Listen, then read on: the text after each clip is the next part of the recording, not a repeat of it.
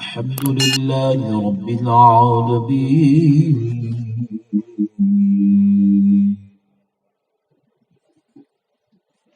والصلاة والسلام على سيد الأنبياء والمرسلين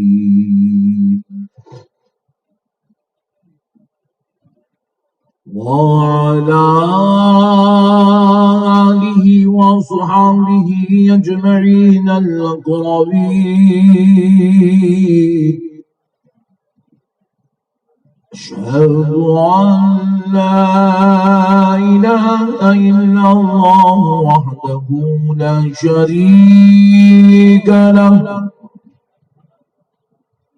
وأشهد أن سيدنا ونبينا ومولانا محمدا عبده ورسوله أما بعد فأعوذ بالله من الشيطان الرجيم بسم الله الرحمن الرحيم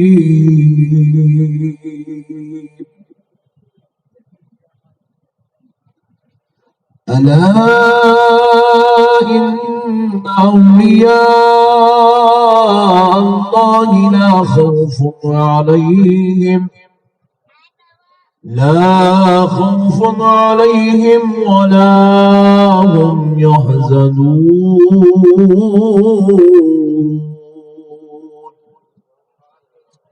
صدق الله العظيم وبلغنا رسوله النبي الكريم ونحن على ذلك لمن الشاهدين والشاكرين والحمد لله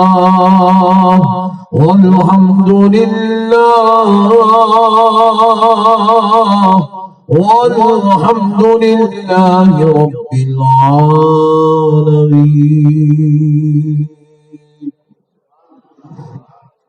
محترم سامعین کرام، معزز بزرگ حضرات اور نوجوان ساتھیوں، یہ اللہ تبارک و تعالیٰ کا لاکھ لاکھ شکر احسان ہے اور اس کے پیارے حبیب رحمت للعالمین صلی اللہ علیہ وآلہ وصحبہ وسلم کی لطف عنایت ہے کہ آج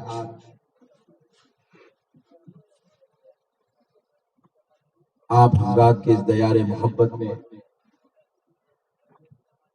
حاضر ہونے کا موقع اور شرف نصیب ہوا ہے. اللہ تعالیٰ کا جتنا بھی شکر بجا لائے کم ہے کہ پروردگار نے ہمیں حضور سید عالم نور مجسم صلی اللہ علیہ وآلہ وسلم کی امت میں پیدا کیا اور حضور سیدنا غوث الورا رضی اللہ تعالی عنہ جیسا سردار اولیاء ہم کو عطا فرمایا. پیارے بزرگوں اور دوستوں، آپ حضرات بخوبی جانتے ہیں کہ اہل سنت والجماعت میں اولیاء اکرام رضوان اللہ علیہم اجمعین سے بے پناہ محبت کی جاتی ہے. نہ صرف اولیاء اللہ بلکہ اہل بیت پاک سے بھی بے پناہ محبت کی جاتی ہے. اصحاب اکرام رضوان اللہ علیہم اجمعین سے بھی محبت، ادب اور احترام کا رشتہ رکھا جاتا ہے. اور پھر ساری کائنات کے آقا سید عالم صلی اللہ علیہ وسلم تو ہم مسلمانوں کی جان ہے، ہمارا ایمان ہے، اور حضور سید عالم صلی اللہ علیہ وسلم کو ہم اپنی جان سے زیادہ، اپنی اولاد سے زیادہ، اپنے بیوی بچوں سے زیادہ، اپنے دوست و احباب سے زیادہ، اپنے خاندان قبیلے سے زیادہ، اپنے کاروبار و تجارت سے زیادہ، الغرض کائنات کی ہر شے میں سب سے زیادہ ہم رسول کائنات صلی اللہ علیہ وسلم سے محبت کرتے ہیں.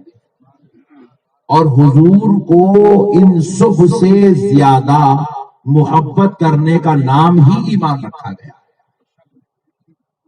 ایمان کس کا نام ہے؟ ٹوپی پہننے کا نام ایمان نہیں ہے، داڑھی چھوڑنے کا نام ایمان نہیں ہے. یہ عمل ہے. ٹوپی پہننا ایک عمل ہے، داڑھی چھوڑنا عمل ہے، نماز پڑھنا عمل ہے، روزہ رکھنا عمل ہے، زکوٰۃ دینا عمل ہے، یہ جلسہ کرنا ایک عمل ہے، عروس کرنا ایک عمل ہے، فاتحہ پڑھنا ایک عمل ہے۔ پھر کہا گیا اگر یہ سب عمل ہے تو پھر ایمان کیا ہے؟ بتلایا جاتا ہے کہ اللہ اور اس کے رسول کو اپنی جان سے زیادہ چاہنے کا نام ایمان ہے۔ ایمان کسی عمل کا نام نہیں ہے، ایمان محبت کا نام ہے۔ ایمان کس کا نام ہے؟ ذرا زور سے بولیے۔ محبت کا نام ایمان ہے، اور جب محبت ہوتی ہے وہاں عیب نہیں دیکھا جاتا۔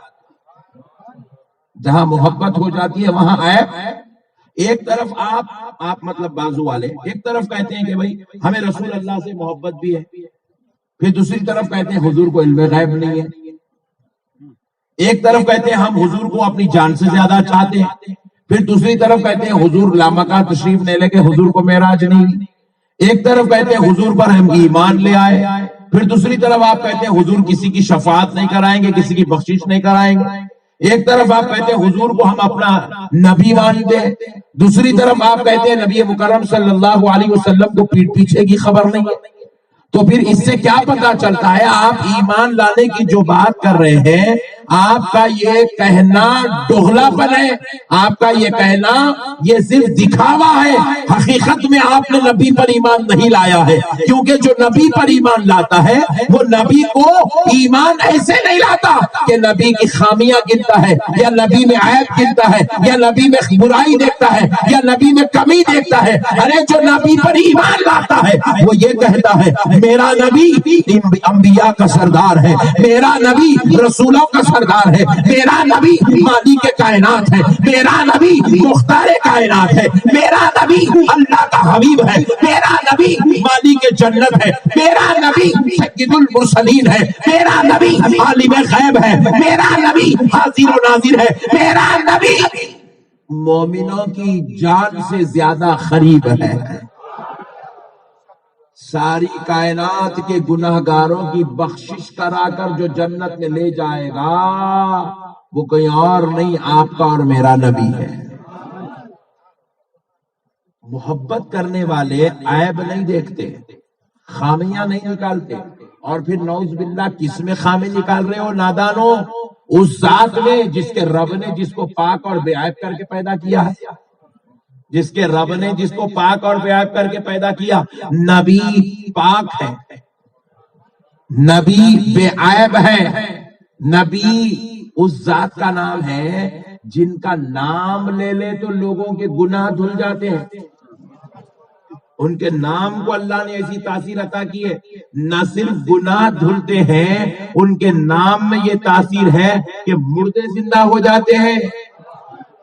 اسی لیے بیکل اتساہی صاحب نے بڑی پیاری بات کہی تھی، ہے نام میں ان کے اتنا اثر جی اٹھتے ہیں مردے بھی سن کر، ہے نام میں ان کے اتنا اثر جی اٹھتے ہیں مردے بھی سن کر، وہ حال اگر خود ہی پوچھے بیمار کا عالم کیا ہوگا۔ سبحان اللہ سبحان اللہ۔ نہیں، سرکار کے نام میں یہ تاثیر ہے، مردے زندہ ہو جاتے ہیں۔ اللہ نے اس نبی کو ایسی شان کا مالک بنایا، اور نعوذ باللہ مثال نے کلمہ پڑھتا نبی کا، پھر نبی کے بارے میں بولتا کہ نبی پاک صلی اللہ علیہ وسلم کو پیٹ کے پیچھے خبر نہیں ہے، تو یہ مومن نہیں ہو سکتا، یہ بولی مسلمان کی نہیں ہو سکتی، یہ ایسا کہنا ایمان والے کی بولی نہیں ہو سکتی۔ یہ وہی بول سکتا ہے جس کے دل سے ایمان نکل گیا ہے، جس کا دل ایمان سے خالی ہو گیا ہے، جو برائے نام مسلمان رہ گیا ہے، جو برائے نام عبداللہ عبد البشیر کہلاتا ہے، لیکن حقیقت میں ایمان اس کے سینے میں موجود نہیں ہے۔ میرے پیارے بزرگوں اور دوستو، اب ذرا غور کیجئے گا، قربان جائے میرے آقا کریم صلی اللہ علیہ وسلم کے، ایک بار دسترخوان پر ایک صحابی نے دعوت دی، حضور ان کے گھر تشریف لے گئے، دسترخوان پر بیٹھے ہوئے، حضور کے بالکل روبرو حضرت بلال حبشی بیٹھے ہوئے اور دیگر صحابہ اکرام حضور کے ارد گرد میں بیٹھے ہوئے آزو بازو.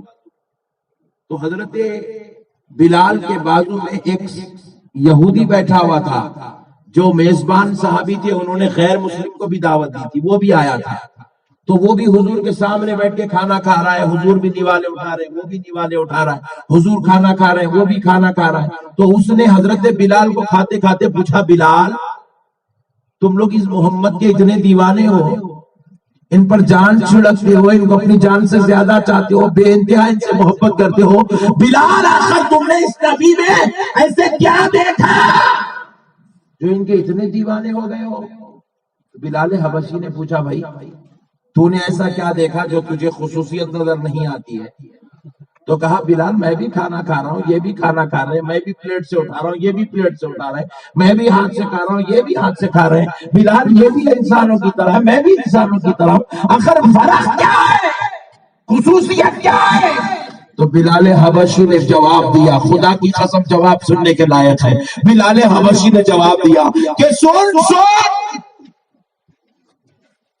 میرا نبی جو نوالا اٹھا رہا ہے، اس نوالے میں جو روٹی کے ذرات ہیں، وہ روٹی کے ٹکڑے اور ذرات اللہ کا شکر ادا کر رہے ہیں. اے اللہ،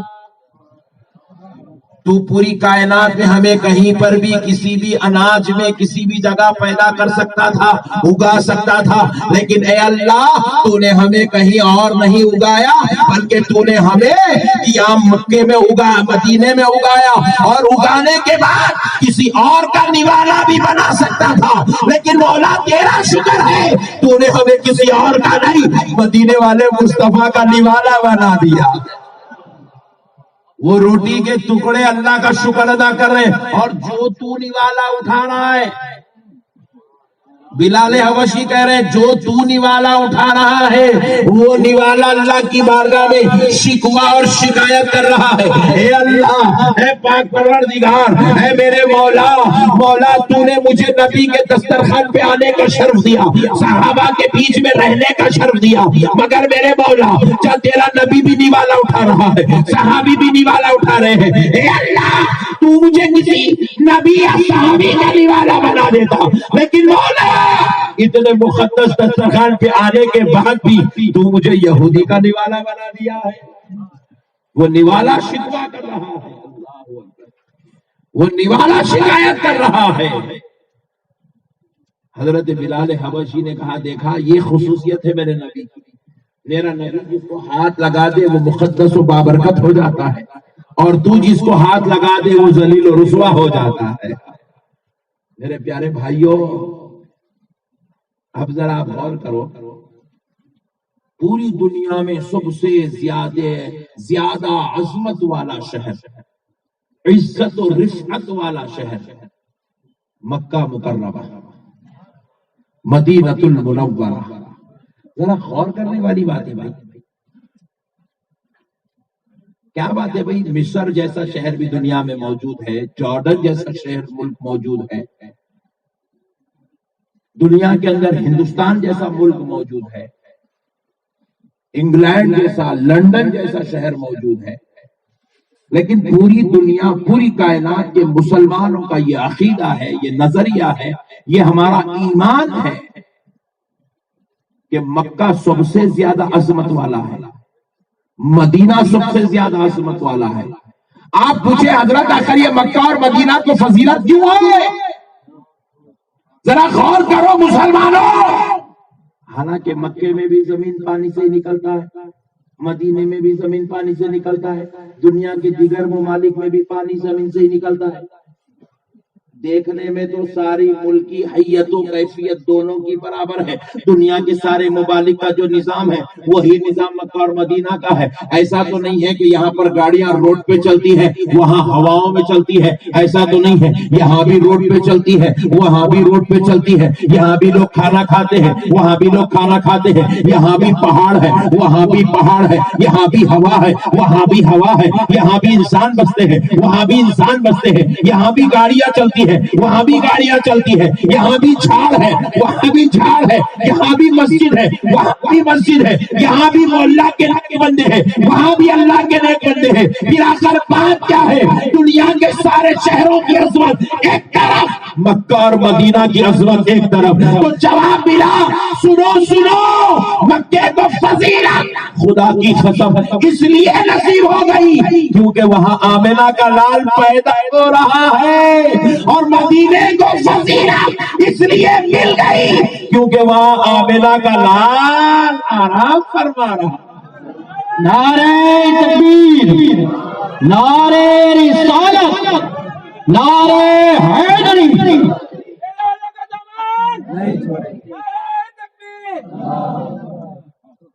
میرے دوستو، صرف نسبت مصطفیٰ سے مکہ معظمہ بھی محترم، مدینہ منورہ بھی محترم، صرف نسبت مصطفیٰ سے۔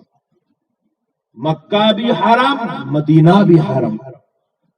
نبی پاک علیہ السلام خود ارشاد فرماتے ہیں، اللہ حضرت ابراہیم کے گزارش کرنے پر تو نے مکے کو حرم کا درجہ دیا، اے اللہ میں گزارش کرتا ہوں میرے شہر مدینہ کو دوگنا حرم کا درجہ عطا فرما۔ تو نبی پاک علیہ السلام کی دعا پر اللہ نے مدینے کو بھی حرم کا درجہ عطا فرما دیا۔ میرے پیارے بزرگار دوستو، غور کرنے والی بات ہے، آج بعض بے وقوف جاہل لوگ دنیا میں پیدا ہو گئے، عجیب و غریب سنگی مزاج لے کر، دیوانی طبیعت لے کر، گستاخانہ مزاج لے کر، بے ادبی اپنی عادت بنا کر پیدا ہو گئے۔ کہتے ہیں کہ بھائی ہم مدینے کو تو جائیں گے مگر مسجد نبوی کی زیارت کو جائیں گے، نبی کی زیارت کے لیے نہیں۔ ہم بڑے تعجب میں پڑ گئے، ارے بھائی ماشاءاللہ، نبی کی زیارت سے تو کوئی اتنی الرجی نہیں کوئی ہے بھائی؟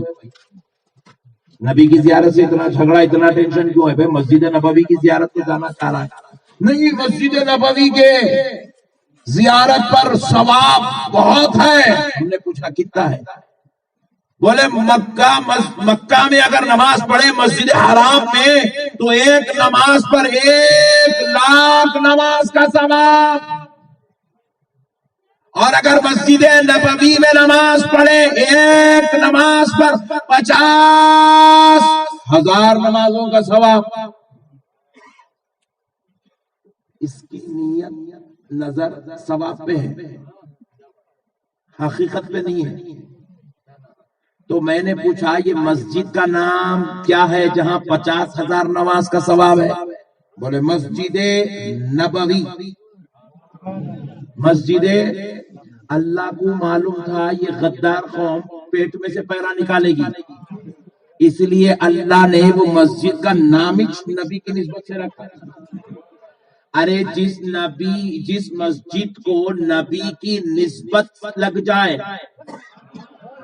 جس مسجد کو نبی سے تعلق پیدا ہو جائے، جس مسجد کی تعمیر نبی کرے، اس مسجد میں نماز پڑھنے پر نسبت مصطفیٰ کا لحاظ رکھ کر نماز پڑھنے پر آپ کو اگر 50,000 نمازوں کا ثواب ملتا ہے تو پھر ذرا سوچ اس نبی کی زیارت کا عالم کیا ہوگا جس کو رب نے اسی شان کا مالک بنا دیا ہے۔ غور کرنے والی بات ہے میرے بھائی۔ دیکھو ایک موٹی مثال دیتا ہوں، بات پوری سمجھ میں آتی ہے آپ کو۔ یہ بعض لوگ کیا کرے معلوم ہے، گاندھی جی سے ہندوستان لے لیے، گاندھی جی کو لائٹ لے لیے، بات سمجھ میں آئی آپ کو؟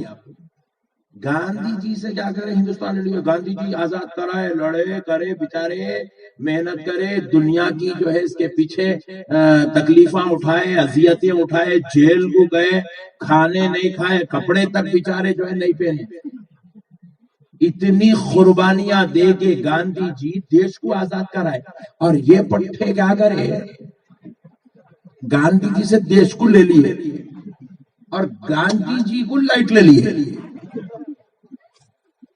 سال میں ایک مرتبہ گاندھی جینتی بولتے، اس کے بعد گاندھی جی کو پوچھ کے بھی نہیں دیکھتے۔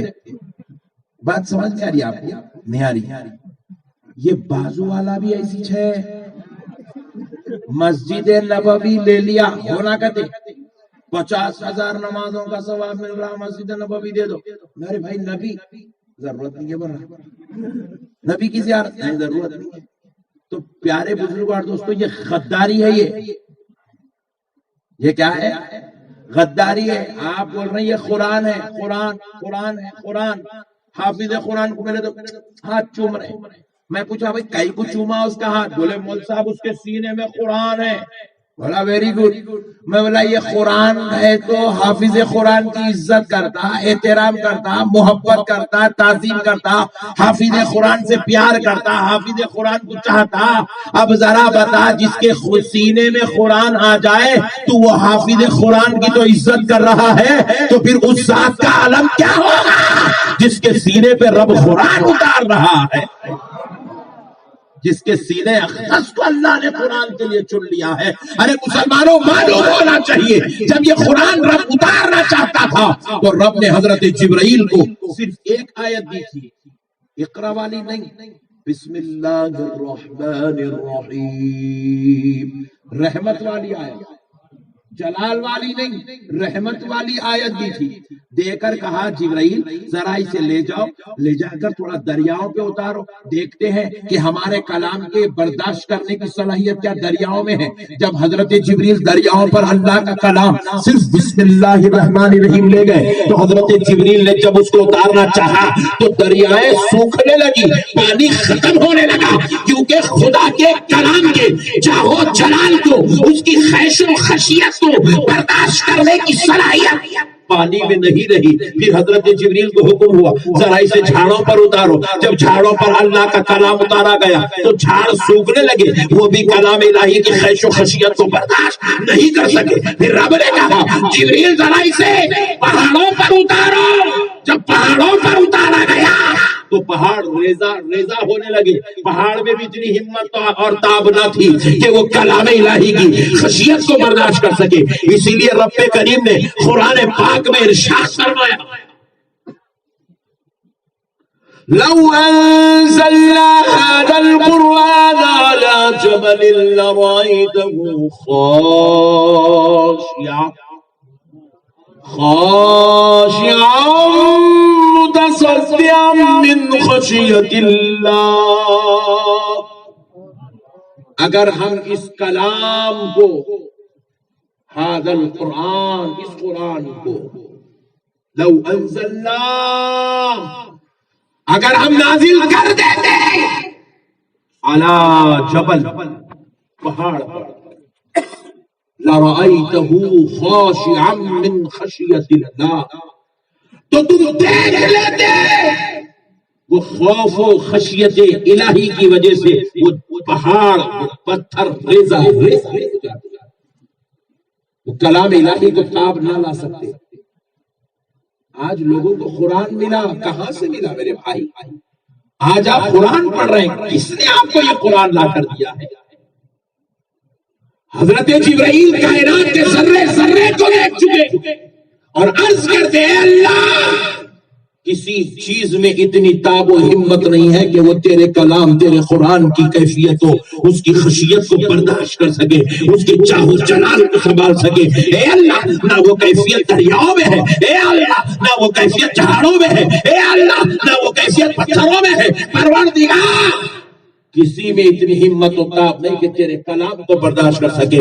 تو اب رب کریم ارشاد فرماتا ہے اے جبریل، تم نے تو پوری کائنات دیکھ لی ہے مگر اس کو نہیں دیکھا ہے جس کے صدقے سے ہم نے کائنات کو بنایا ہے، جس کے لیے ہم نے زمین و آسمان کو بنایا ہے، جس کے لیے ہم نے شجر و حجر کو بنایا ہے، جس کے لیے ہم نے انسان و جن کو بنایا ہے. کہا اے اللہ کیا فرماتا ہے؟ تو رب کریم کہتا ہے میرے جبریل جاؤ، میرے مصطفیٰ کے سینے پر میرا کلام اتارو. جب حضرت جبریل علیہ السلام اللہ کے حکم سے آنے لگے تو رب نے کہا جبریل صرف بسم اللہ الرحمن الرحیم والی آیت نہیں، وہ رحمت والی آیت ادھر دے دو. میرے جبریل جب جا رہے ہو تو میرے مصطفیٰ کی شان و عظمت کو سمجھو. میرا نبی کتنی عز و شان والا، کیسی نورانیت والا، کیسی عظمت و رفعت والا، کیسی شان و شوکت والا ہے کہ جبریل اب ایک آیت لائی، میرے مصطفیٰ کے سینے پر 5 آیتیں لے کر جاؤ. اقرأ باسم ربک الذی خلق. اللہ اللہ، سورہ علق کی 5 آیتیں لے کر حضرت جبریل امین تشریف لائے. سینہ مصطفیٰ پر جب حضور غار حرا میں جلوہ گر، سینہ مصطفیٰ پر 5 آیتیں اتری تو حضرت نبی مکرم علیہ الصلوۃ والسلام کی اس کیفیت کو احادیث میں بیان کیا گیا. حضور کے سیر پیشانی اقدس پر نور کی مانند پیشانی پر پسینے کی بوندیں آئی تھی اس خلی، جس میں مبارک گرم ہوا تھا. اتنی سی خشیت و کیفیت پر میرے مصطفیٰ نے اللہ کے کلام کو اپنے سینے اقدس پر برداشت کر دیا. یہ حضور کا صدقہ ہے. آج اپن قرآن پڑھ رہے ہیں، حضور کا صدقہ ہے مکہ ملا، حضور کا صدقہ ہے مدینہ ملا، حضور کا صدقہ ہے نماز ملی. نماز پڑھ رہے، نماز نماز نماز. کون لا کے دیے نماز؟ ابا لا کے دیے، پھپا لا کے دیے، بولو جی بھائی، چچا لا کے دیے؟ نہیں نہیں، نماز تو میرے مصطفیٰ نے لا کر دی ہے. اللہ نے نماز کسی مولوی صاحب کو نہیں دیا. اللہ نے ڈائریکٹ نماز کا حکم قرآن کے ذریعے سے نہیں دیا. اللہ نے ڈائریکٹ کسی بندے کے لیے وحی نہیں بھیج دی، کسی پہ الہام اور کشف نہیں کیا. اللہ نے جب نماز دینا چاہا تو پروردگار نے کیا کیا؟ اپنے مصطفیٰ کو معراج میں بلایا، اپنے حبیب کو اپنا دیدار کرایا.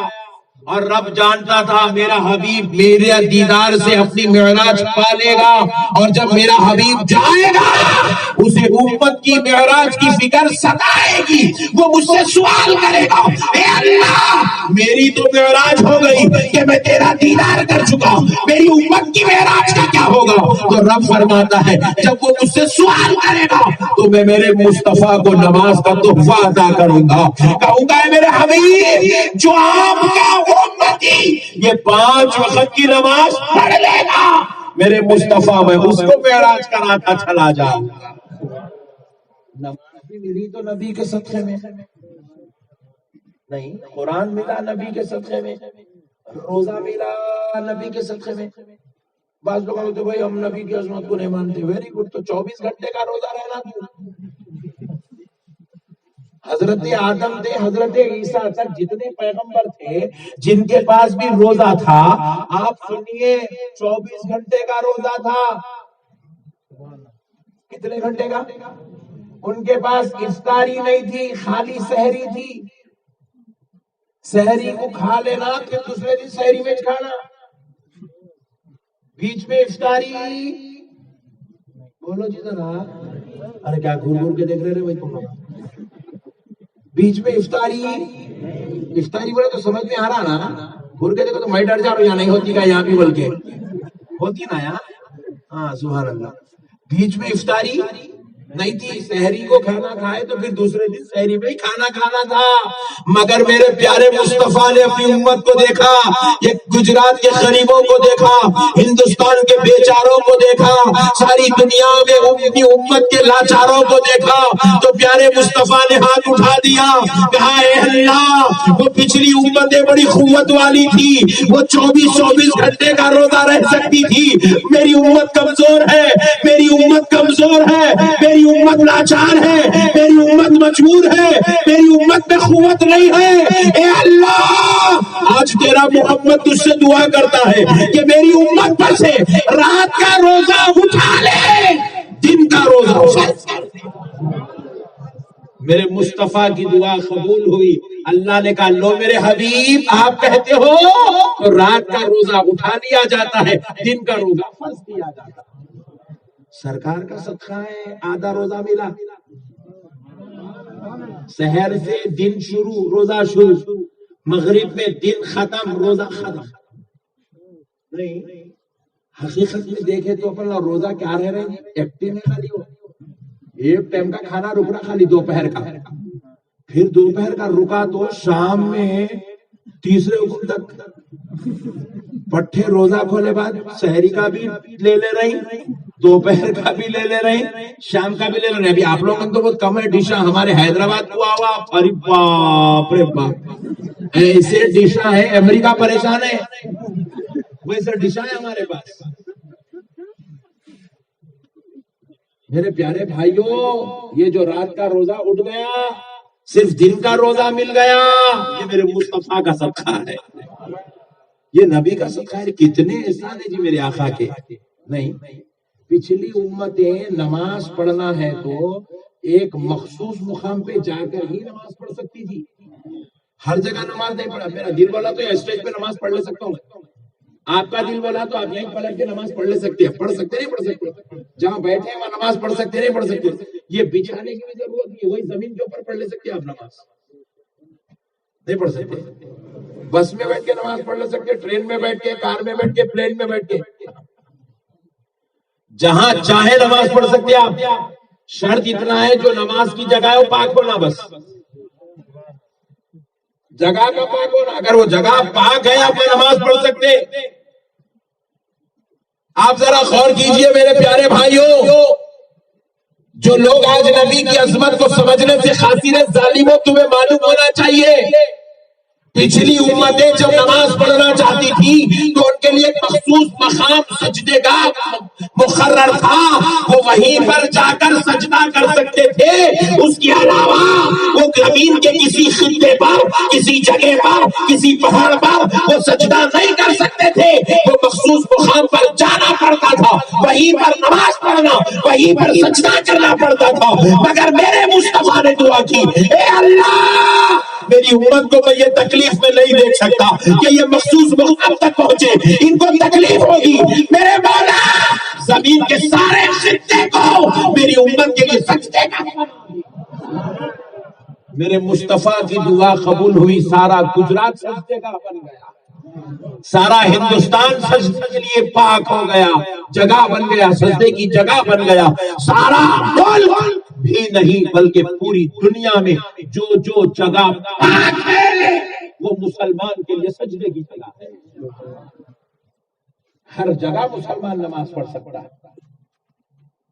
ہر پاک جگہ مسلمان کے لیے سجدے کا بنا دیا. صدقہ کس کا ہے؟ آمنہ کے لال کا ہے؟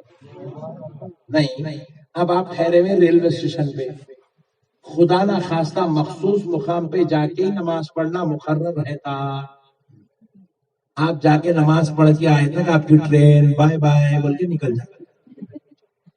نہیں، مخصوص مقام پہ ہی نماز پڑھنے کا حکم ہوتا. فلائٹ کا ٹائم ہو گیا، انہیں بولتا آؤ تو میں پھر آتا ہوں تو لے لے تو مائچ بیٹھ بولتا. اللہ کا کتنا بڑا احسان ہے. فلائٹ کا ٹائم ہو گیا، نماز کا ٹائم فلائٹ کا ٹائم سیم ہے، نو پرابلم، چڑھ جاؤ فلائٹ میں وضو کر کے، بیٹھ جاؤ سیٹ پہ، نماز پڑھو. صدقہ مصطفیٰ کا ہے.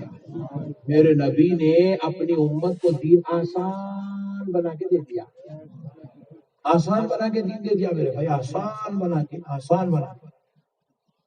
مگر ہم لوگ وہ دین کو بہت مشکل کرتے چلے جا رہے. سنیاں، خصوصاً سنیاں بہت ڈینجر بنا دے رہے دین کو.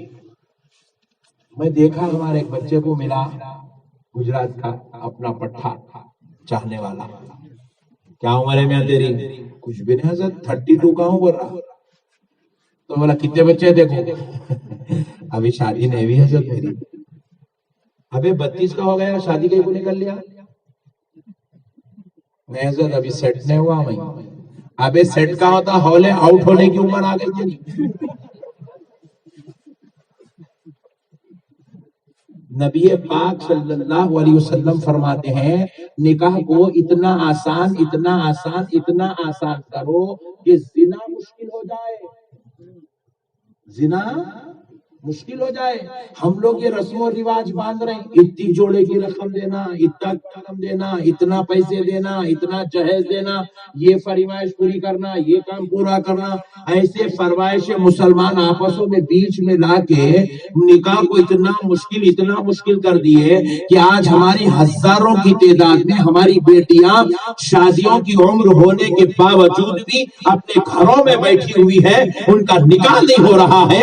ادھر نوجوان جو ہے بڑی بڑی عمر کا ہو کر بھی آوارہ گردی کرتا ہوا روڈوں پر پھر رہا ہے, تنہائی میں راتیں گزار رہا ہے, گندے اور برے کام, گناہ کے کام کرتے ہوئے زندگی گزار رہا ہے, مگر نکاح کرنے کو تیار نہیں ہے. پیارے مصطفیٰ نے دنیا کو بتلا دیا, دنیا والوں نکاح کو آسان کرو, اتنا آسان کرو کہ زنا کرنا مشکل ہو جائے. پھر آپ پوچھے مولانا ہم کمارا کچھ بھی نہیں, ہمارا بیٹا نکاح کرنا تو کھلاتے کو کمائے بات نکاح کریں گے نا. تو آؤ آج تمہارے ذہنوں سے غلط فہمی دور کر کے آگے بڑھتا ہوں. ایک صحابی حضور کی بارگاہ میں آئے, آ کر عرض کرنے لگے, یا رسول اللہ صلی اللہ علیہ وسلم, آقا میں اتنا غریب ہوں سرکار کہ جو کماتا ہوں بس اس میں خود کھا سکتا ہوں, اپنی بیوی کو نہیں کھلا سکتا. اور بیچاری جب سے مجھ سے شادی کی ہے وہ کھاتی ہے تو میں بھوکا رہتا ہوں, میں کھاتے ہوں تو وہ بھوکا رہتا ہے. دونوں کی زندگی بڑی ٹینشن میں چل رہی ہے غربت کی وجہ سے.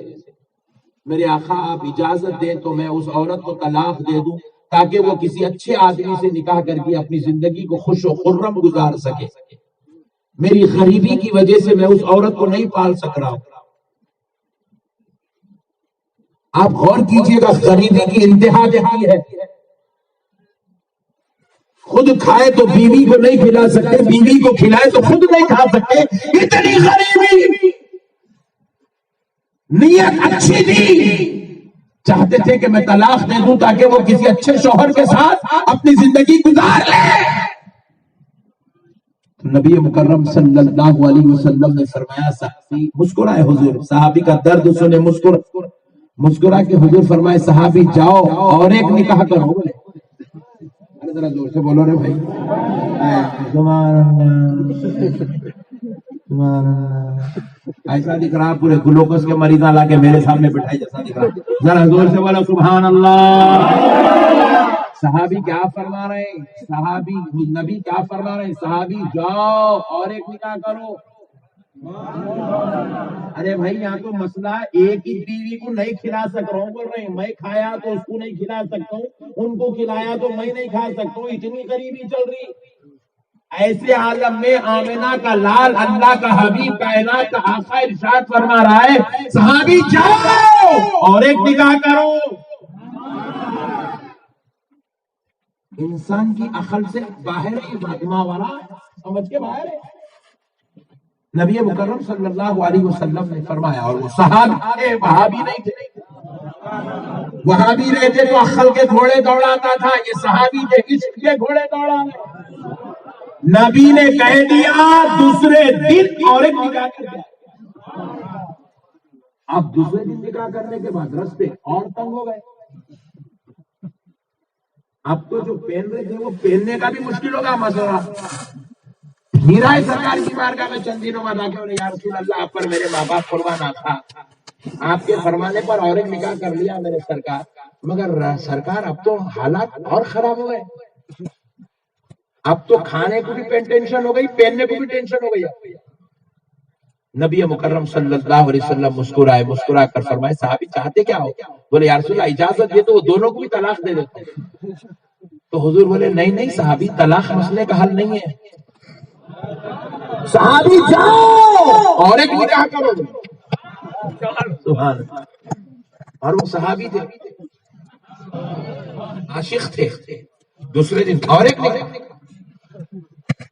تیسری جو بیوی آئی وہ عورت کے قدم سے اتنی برکت اتنی برکت اتنی برکت، ایسا کاروبار ایسی تجارت چلنے لگی کہ صحابی 3 مہینے کے بعد حضور کی بارگاہ میں آئے اپنی تینوں بیویوں کو لے کر، تو 40,000 دینار صدقہ خیرات کے لیے لے کر،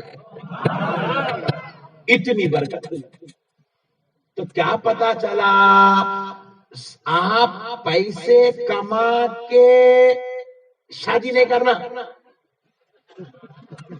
آپ شادی کرو، پیسہ خود بخود چل کے آتا، کیونکہ عورت کے قدم میں برکت ہے۔ عورت کے، ذرا زور سے بولو، عورت کے قدم میں، ارے کیسا برکت ہے، تھوڑی برکت ہے کیا، پوری ہے بھائی، ذرا زور سے بولو۔ عورت کے قدم میں، ہاں دیکھیں بول رہے نہیں برکت ہے۔ چلو بیوی کو گول گول مارے ہاتھ اٹھاؤ، ہاں یہ ہے پٹھے ہمارے ادھر ہے، بول رہے مولانا کے سامنے بیٹھ کے بول رہے برکت ہے، گھر میں جا کے بیوی بولی اتنا ڈینجر ہے رے بھائی، مولانا نے بیٹھ کے بولا برکت ہے، گھر میں آ کے برکت کا مردہ نکال دیا۔ یہ بہت خطرناک لوگ ہیں بھائی، یہ ہمارے سنی بھائیوں میں بہت ڈینجر پیس آئی ہے۔ نبی مکرم صلی اللہ تعالی علیہ وسلم نے عورت کا احترام کرنے کا حکم فرمایا، اور حضور فرماتے ہیں اپنے 7 بیٹوں سے جتنی محبت کرتے ہو، کتنے؟ 7 بیٹوں سے جتنی محبت کرتے ہو، اپنی ایک بیٹی سے اتنی محبت کرو۔ اپنی ایک بیٹی سے، وہ 7 بیٹوں کی محبت ایک طرف، ایک بیٹی کی محبت ایک طرف۔ پوچھا گیا یا رسول اللہ کیوں بیٹی سے اتنی محبت؟ تو نبی نے فرمایا اس لیے کہ بیٹی سے جب محبت کی جاتی ہے تو اللہ تعالیٰ اس گھر کو آباد فرما دیتا ہے۔ بیٹی کے قدم سے گھر میں برکت آتی ہے، بیٹی کے قدم سے گھر میں رحمت آتی ہے، بیٹی کے قدم سے گھر میں رزق آتا ہے۔ اس لیے تم جو شادی کر کے لا رہے ہو صرف بیگم کو نہیں لا رہے تو، ہاں وہ بیگم کے پیچھے رزق بھی آ رہا ہے، وہ بیگم کے پیچھے رحمت بھی آ رہی ہے، وہ بیگم کے پیچھے برکت بھی آ رہی ہے۔ اس لیے مسلمانوں، میرے مصطفیٰ نے دین کو آسان کر دیا، تم دین کو مشکل مت کرو، دین کو آسان کرو۔ نکاح اتنا آسان کر دو کہ زنا مشکل ہو جائے، گناہ مشکل ہو جائے۔ کریں گے انشاءاللہ، کریں گے نہیں؟ ایک بچہ بولا سبحان اللہ بول کے چھوٹا، اللہ تیرا شکر ہے مولانا کو اچھا کرا بھیجا سکا ہوں، کم سے کم میری تو ٹائم پہ ہوتی بول رہا۔ نکاح کو آسان کرو میرے بھائی، دین مشکل نہیں ہے، یہ ہم لوگ بنا لیے دین، ہارڈ دین بنا لیے، یہ ہم لوگ اپنے اپنے ڈھگوچلے اس دین کے اندر داخل کر دیے۔ ہم لوگ بہو کو لاتے گھر کو، اس کے اوپر ذمہ داریاں ڈال دیتے، بہو کو لا کے وہاں دیور کے کپڑے دھونا، جیٹ کے کپڑے دھونا، نندائی کو کھانا پکا کے دینا، سسرے صاحب کی پوری خدمت کرنا، ساس کو ٹائم پہ امی گولیاں لو بی پی کی گولی، شوگر کی گولی، کینسر کی گولی، تھائرائڈ کی گولی کھلاتے جانا، کھلا کے انہیں گولیاں کھانے کے لائق ہو جانا۔ یہ ہم لوگ بنا لیے سو ڈھبو چلے چلے۔ ہاں میرے بھائی یہ ہم لوگ بنا لیے، ہمارے دین میں ایسا ہے نہیں۔ دیور کے کپڑے دھونا بھاوج کے لیے ہے ہی نہیں، جیٹ کے کپڑے دھونا بھاوج کی ذمہ داری ہے ہی نہیں، نندوئی کے لیے کھانا پکانا کسی بھی گھر کی کسی عورت کے اوپر کوئی ذمہ داری نہیں ہے ایسی۔ ارے یہ تو نندوئی، جیٹ، دیور، دوستہ، مٹھی، دھول کا کہلائے رے بڑے بھائی۔ ارے میرا دین تو اتنا آسان ہے، نبی کا دیا ہوا اسلام اتنا آسان ہے۔ اگر کسی ماں کے یہاں بیٹا پیدا ہو اور ماں کہتی ہو میں اپنے بیٹے کو دودھ نہیں پلاؤں گی، تو شوہر زبردستی نہیں کر سکتا، زبردستی کرنے کی اجازت نہیں ہے۔ ماں اگر خوشی سے دودھ پلائے تو گڈ، نہیں پلائے تو ماں کی مرضی۔ ظلم زیادتی نہیں کر سکتی عورت کے اوپر۔ اتنا پیارا مذہب رکھ لیے، کئی کو ہو رہے ہمارے پاس طلاق، کئی کو ہمارے پاس جھگڑے، کئی کو ہمارے پاس لڑائیاں، کئی کو ہمارے گھروں کا سکون غارت ہو گیا، کئی کو ہمارے گھروں کے اندر سے اطمینان ختم ہو گیا. کیوں ہمارا گھر فتنہ اور فساد کا مرکز بن گیا؟ وجہ یہی ہے ہم نے مصطفیٰ کے دین کو چھوڑ دیا، اپنی نفسانیت، شرارت اور اپنی بدمزاجی کو ہم نے اپنے گھروں میں غالب کر دیا، غلبہ دے دیا. اس لیے آج مسلمان لڑاکو نظر آ رہا ہے، جھگڑالو نظر آ رہا ہے، شریر نظر آ رہا ہے. اگر انسان اپنے گھر میں بیوی کو شوہر عزت دے، شوہر کو بیوی عزت دے، ساس کو بہو احترام کرے، بہو کا احترام ساس کرے، تو پھر خدا کی قسم ہم لڑائی جھگڑنے والے نہیں، مصطفیٰ کی غلامی کرنے والے نظر آئے.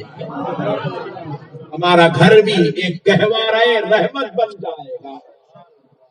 ہمارے نبی نے دین کو آسان کر کے دیا. میرے بھائی، دین کو آسان کر کے دیا. ہمارا دین مشکل نہیں ہے، رحمت ہے دین. کیا ہے؟ ذرا بولو، ہمارا دین کیا ہے؟ ذرا زور سے بولو. دیکھو، ایک شخص حضور کی بارگاہ میں آیا، کتنا آسان کر دیے میرے نبی دین کو. اس شخص کے واسطے ذرا غور کیجیے گا. ایک شخص حضور کی بارگاہ میں آیا، آ کر عرض کرنے لگا، اے محمد صلی اللہ علیہ وسلم، میں کلمہ پڑھ لوں گا، مسلمان ہو جاؤں گا، مگر ایک شرط ہے، مگر ایک، زور سے بولو، شرط ہے. ابھی یہ پاک علیہ السلام نے پوچھا، بھائی کیا شرط ہے بتا؟ تو کہنے لگا کہ میں صرف 2 وقت کی نماز پڑھوں گا مسلمان ہونے کے بعد. 5 وقت کی نہیں پڑھوں گا، صرف 2 وقت کی پڑھوں گا. تو سرکار کیا کی ہے؟ 5 وقت کی پڑھتا تو پڑھنا، چل نہیں فرمایا. سرکار ایسا نہیں فرمایا. کہا 2 وقت کی پڑھنا چاہتا ہے؟ بولے ہاں 2 وقت. آجا آجا، کلمہ تو پڑھ لے. کلمہ پڑھ لیا، مسلمان ہو گیا. پوری زندگی وہ 2 نماز پڑھتے رہے. بولے میری پوری امت سے 5 وقت کا سوال ہوگا اور تیرے سے صرف 2 وقت کا سوال کیا جائے گا، کیونکہ آمنہ کے لال نے تجھ کو اجازت عطا فرما دی ہے. سبحان اللہ. دین کو حضور کیا کیے؟ شدت کے ساتھ نہیں دیے، محبت کے ساتھ دیے، محبت کے ساتھ دیے. تو آپ اور ہم بھی دین کو محبت کے ساتھ لینا کریں گے نا انشاءاللہ. اس کے اندر سختی نہیں ہے. دیکھو کتنا آسان ہے میرا دین، صدقے جاؤں دین کے. آپ کھڑ کے نماز پڑھنا ہے. اللہ اکبر. گھٹنوں میں درد ہے، کمر میں درد ہے، کھڑنے میں پرابلم ہو رہی ہے، نو پرابلم، بیٹھ کے نماز پڑھو. اب بیٹھتے ہوئے نماز پڑھ رہے ہیں، لیکن کچھ ایسی بیماری آ گئی، ایسے علیل ہو گئے، شدید بخار ہے، یا جسم میں کوئی ایسا مرض لاحق ہو گیا ہے کہ اب بیٹھنا بھی مشکل ہے، تو فرمایا گیا نو پرابلم، لیٹ کے نماز پڑھو. دین کی آسانی کو دیکھیے آپ. بولے لیٹ کے نماز پڑھنے میں ہاتھ ہلانا مشکل ہے. ہاتھ ہلانا، لیٹا ہوا خالی ہاتھ بھی نہیں ہلا سک رہا، ایسا بھی نہیں کر سک رہا، ایسا بھی نہیں کر سک رہا. No problem, no problem. کیا کریں؟ آنکھ سے اشارہ کر کے اب قیام میں ہے، رکوع میں ہے، سجدے میں ہے، قاعدے میں ہے، تیری نماز ادا ہو جائے. اللہ اکبر، اللہ اکبر. کتنی آسانی دے دی ہے میرے بھائی سرکار. بیٹھ کے پیشاب کرنا ہے، بیٹھ کے پیشاب کرنا ہے. لیکن کوئی شخص ہے بیچارہ بوڑھا آدمی، ضعیف ہو گیا، 80 سال کا ہو گیا، گھٹنوں میں درد ہے، کمر میں درد ہے، بیٹھا تو اٹھ نہیں سکتا، اٹھا تو بیٹھ نہیں سکتا، بہت ٹینشن میں ہے، بڑی مشکل سے ضرورت خانے تک آیا. تو فرمایا گیا کھڑے ہو کے کر لے، تجھے بیٹھ کے کرنے کا ثواب دے دیا جائے گا. بیماری کی وجہ سے. مطلب میں آپ کو یہ بتانا چاہ رہا ہوں، ہمارا دین آسان ہے. اس کو آپ اتنا بڑا ٹینشن، اتنا بڑا جھگڑالو مت بنا دو. آپ ہماری مسجدوں میں بھی میں دیکھا، بعض ہمارے مول صاحب بہت خطرناک ہے، وہ ڈینجر ہے. وہ یہاں نہیں ہے، یہاں کہیں ادھر دیکھوں گے گھور کے، یہاں نہیں، وہ دوسرے مول صاحبوں کی بات ہو رہی ہے. بہت ڈینجر ہے مول صاحب. ہماری مسجد میں ہوا کیا، ایک لڑکا نماز کے لیے آیا، کالج کا بچہ ہے، 19-20 سال کا بچہ، آ کے وضو کر لے کے مسجد میں داخل ہوا، دستی سے ہاتھاں پوچھ لے رہا، آ کے پہلی صف میں کھڑا ہو گیا۔ تو اقامت کا وقت ہو گیا، نماز جماعت کھڑی ہونے کا، مؤذن صاحب کھڑے ہو گئے، اقامت دینے لگے، اللہ اکبر اللہ اکبر اللہ اکبر اللہ اکبر، اقامت دے رہے۔ امام صاحب مصلی پہ بیٹھے ہوئے سامنے، امام صاحب پیچھے پلٹ کے دیکھے، وہ کالج کا لڑکا ٹھہر کے منہ پوچھ رہا، امام صاحب کی پھر گئی، امام صاحب بولے اقامت ہو رہی، کھڑ دو، ڈر گیا، اما اتنا ڈینجر یہ کیا قصہ ہے، ایسا کہ تو میرے پیچھے پڑ گیا، ڈر گیا، سمجھ رہا ہی نہیں، حیبت میں خالی کیا ہو رہا اس کو سمجھ میں ہی نہیں آ رہا، انہیں بیچارہ کالج کا بچہ آیا نماز کو، مولانا اس کی جنازے کی نماز پڑھانے کو تیار ہے،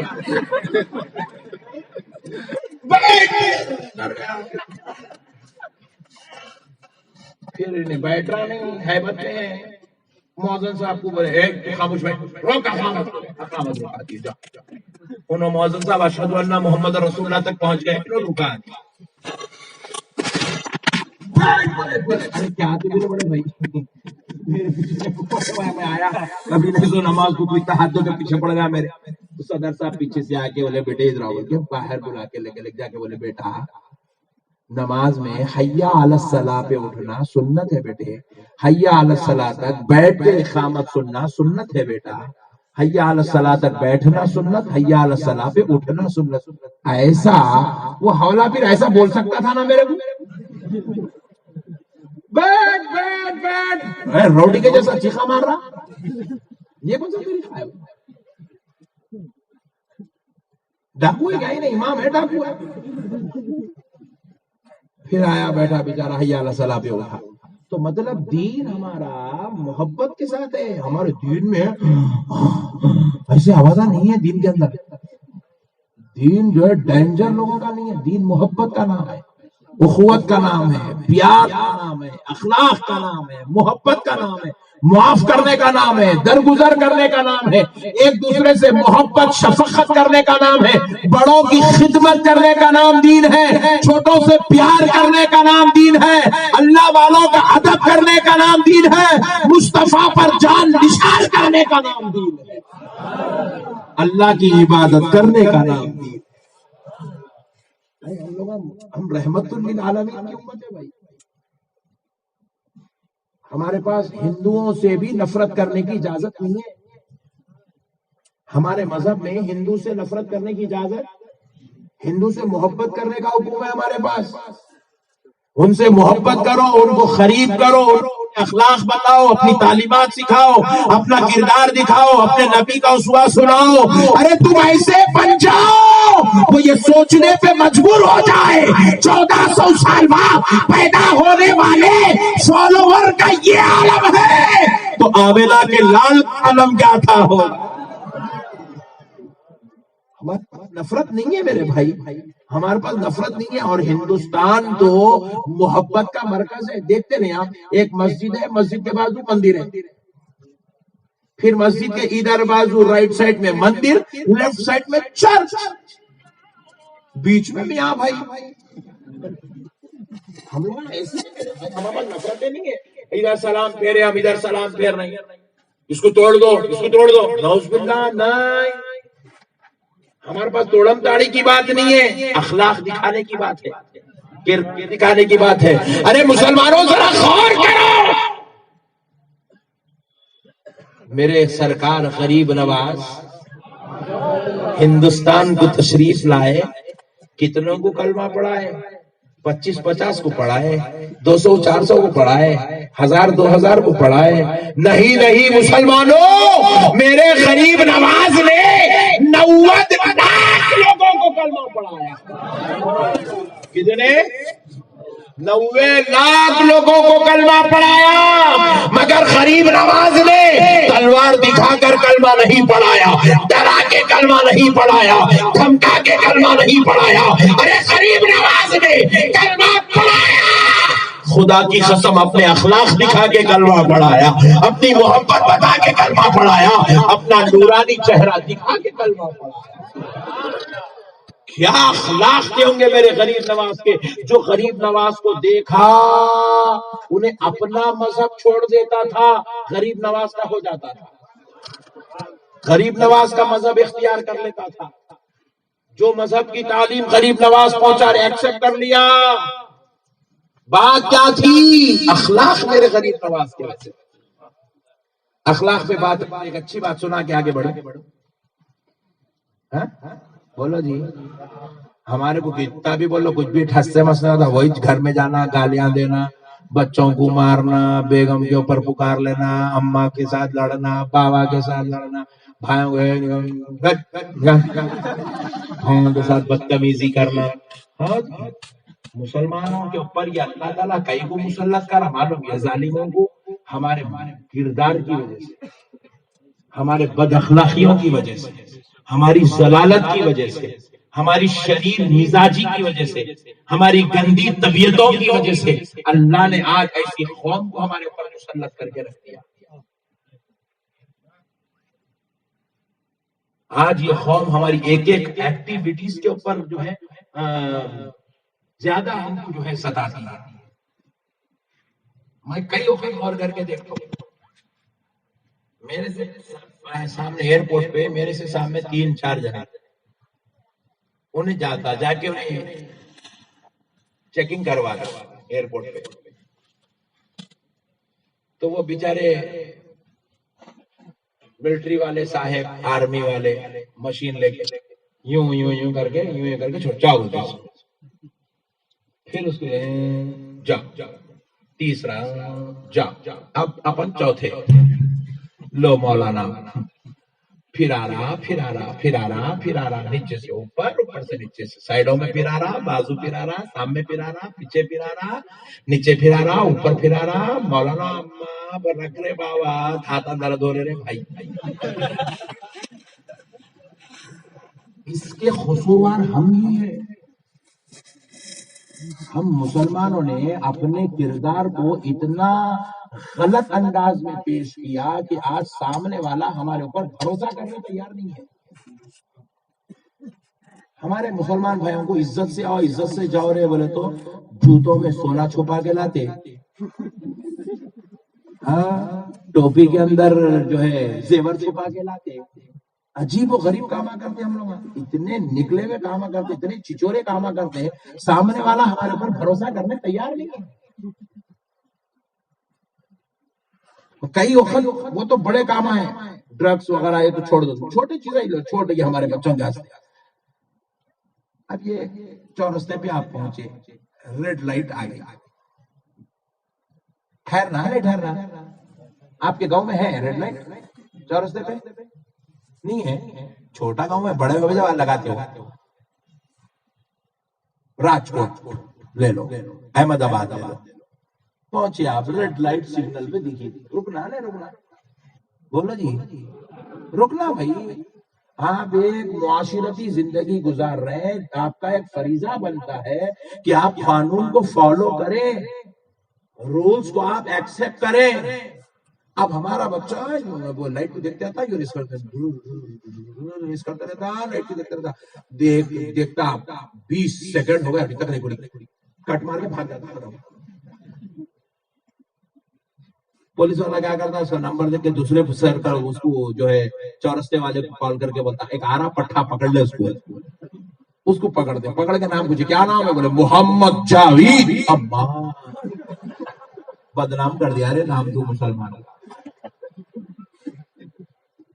نہیں کرنا میرے بھائی، اپن مسلمان ہیں، مسلمان کی شان بڑی اونچی ہے، مسلمان کرمنل نہیں ہوتا، مسلمان ٹیررسٹ نہیں ہوتا، مسلمان قاتل نہیں ہوتا، مسلمان ظالم نہیں ہوتا، مسلمان ظلم کا نام نہیں ہے، مسلمان قتل کا نام نہیں ہے، مسلمان جھگڑے کا نام نہیں ہے، مسلمان ٹیررزم کا نام نہیں ہے، مسلمان ظلم کا نام نہیں ہے، مسلمان عداوت کا نام نہیں ہے، مسلمان دشمنی کا نام نہیں ہے، مسلمان محبت کا نام ہے، مسلمان اخوت کا نام ہے، مسلمان پیار کا نام ہے، مسلمان ہمدردی کا نام ہے، مسلمان آسانیہ کا نام ہے، مسلمان بھائی چارگی کا نام ہے، درگزر کرنے کا نام ایکسپٹ کرو میرے بھائی، یہ چیزوں کو قبول کرو، یہ اسلام ہے، اسلام ہم کو سب مل گیا جی، بغیر دعا کرے کے، بغیر پوچھے کے، بغیر منت کرے کے، بغیر آرزو کرے کے، اللہ ہم کو مسلمان کے گھر میں پیدا کر دیا، گاڈ گفٹ ہے، پھوگٹ میں اسلام مل گیا ہمارے کو، وداؤٹ اینی کاسٹ اسلام ہم کو مل گیا۔ گجراتیوں، پیسہ خرچہ کرنے کی ضرورت نہیں پڑی اسلام لینے کے واسطے، پھوگٹ میں مل گیا، فی سبیل اللہ۔ اب کرنا کیا ہے؟ جو نعمت مل گئی اس کی قدر کرنا ہے، اس کے ساتھ حسن سلوک کرنا ہے، اچھا رویہ اختیار کرنا ہے۔ ارے ایسے بننا ہے، ایسے بننا ہے، ایسے بننا ہے کہ جب تم راستے میں چلو تو تمہیں دیکھنے والا یہ نہ کہے کہ دیکھو دیکھو فلاں کا بیٹا، فلاں کا بھائی، فلاں کی بہن، فلاں کی بیوی، فلاں کی ماں، فلاں کا باپ آ رہا ہے، دیکھنے والا کہے دیکھو دیکھو مدینے والے مصطفیٰ کا غلام۔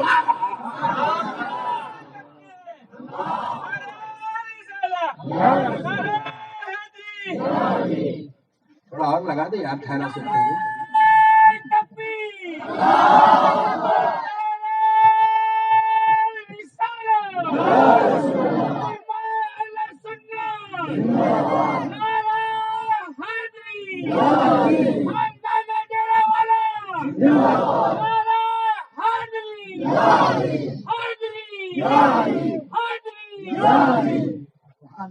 تو آئے ہو تو آج ایک محبت کا سبق لے کے جاؤ میرے بھائی، پیار کا سبق لے کر جاؤ، گھر کو جاؤ، لڑنے والے مت بنو، جاہل مت بنو، مارنے توڑنے والے مت بنو، محبت کرنے والے بنیں گے انشاءاللہ۔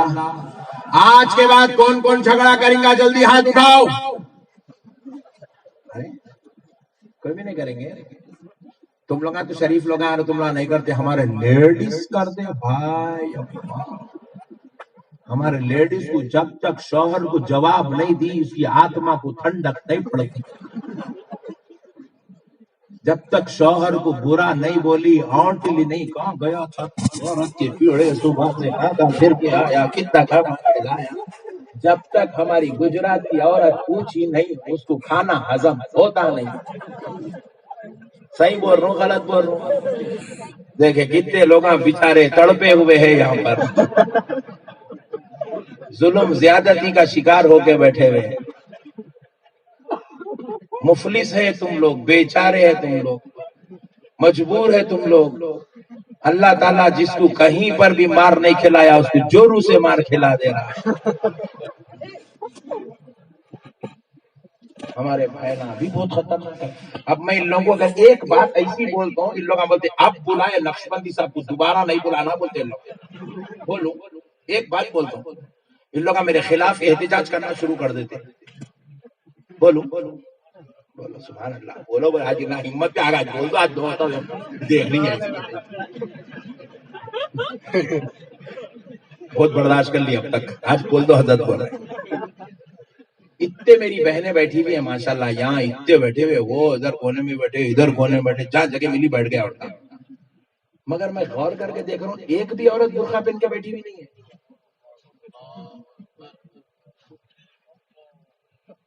انہوں جتنے گنہگار ہے یہ مسئلے میں، اس سے بڑے گنہگار تم ہیں جو اپنی بیٹی کو، اپنی بہن کو، اپنی ماں کو، اپنی بیوی کو برقع نہیں پہنائے۔ قرآن پاک ہے، قرآن برقعے کا حکم جیسے نماز ہے نا، اقیموا الصلاۃ وآتوا الزکاۃ، جیسے نماز کا حکم، روزے کا حکم، زکوٰۃ کا حکم، حج کا حکم قرآن میں ہے، وَأَتِمُّوا الْحَجَّ وَالْعُمْرَةَ لِلَّهِ، جیسے حج و عمرے کا حکم قرآن میں ہے، ماں باپ کے ادب کا حکم قرآن میں ہے. اف ولا تنهرهما وقل لهما قولا كريما لا تأكلوا الربا ضعفا مضاعفا، سود مت کھاؤ، حکم قرآن میں ہے. اسی طرح اب سنو میری بہنوں، کان کھول کے سن لو میری بچیوں، اللہ رب العزت ارشاد فرماتا ہے یا ایھا النبی قل لازواجک وبناتک ونساء المؤمنین یدنین علیہن من جلابیبہن.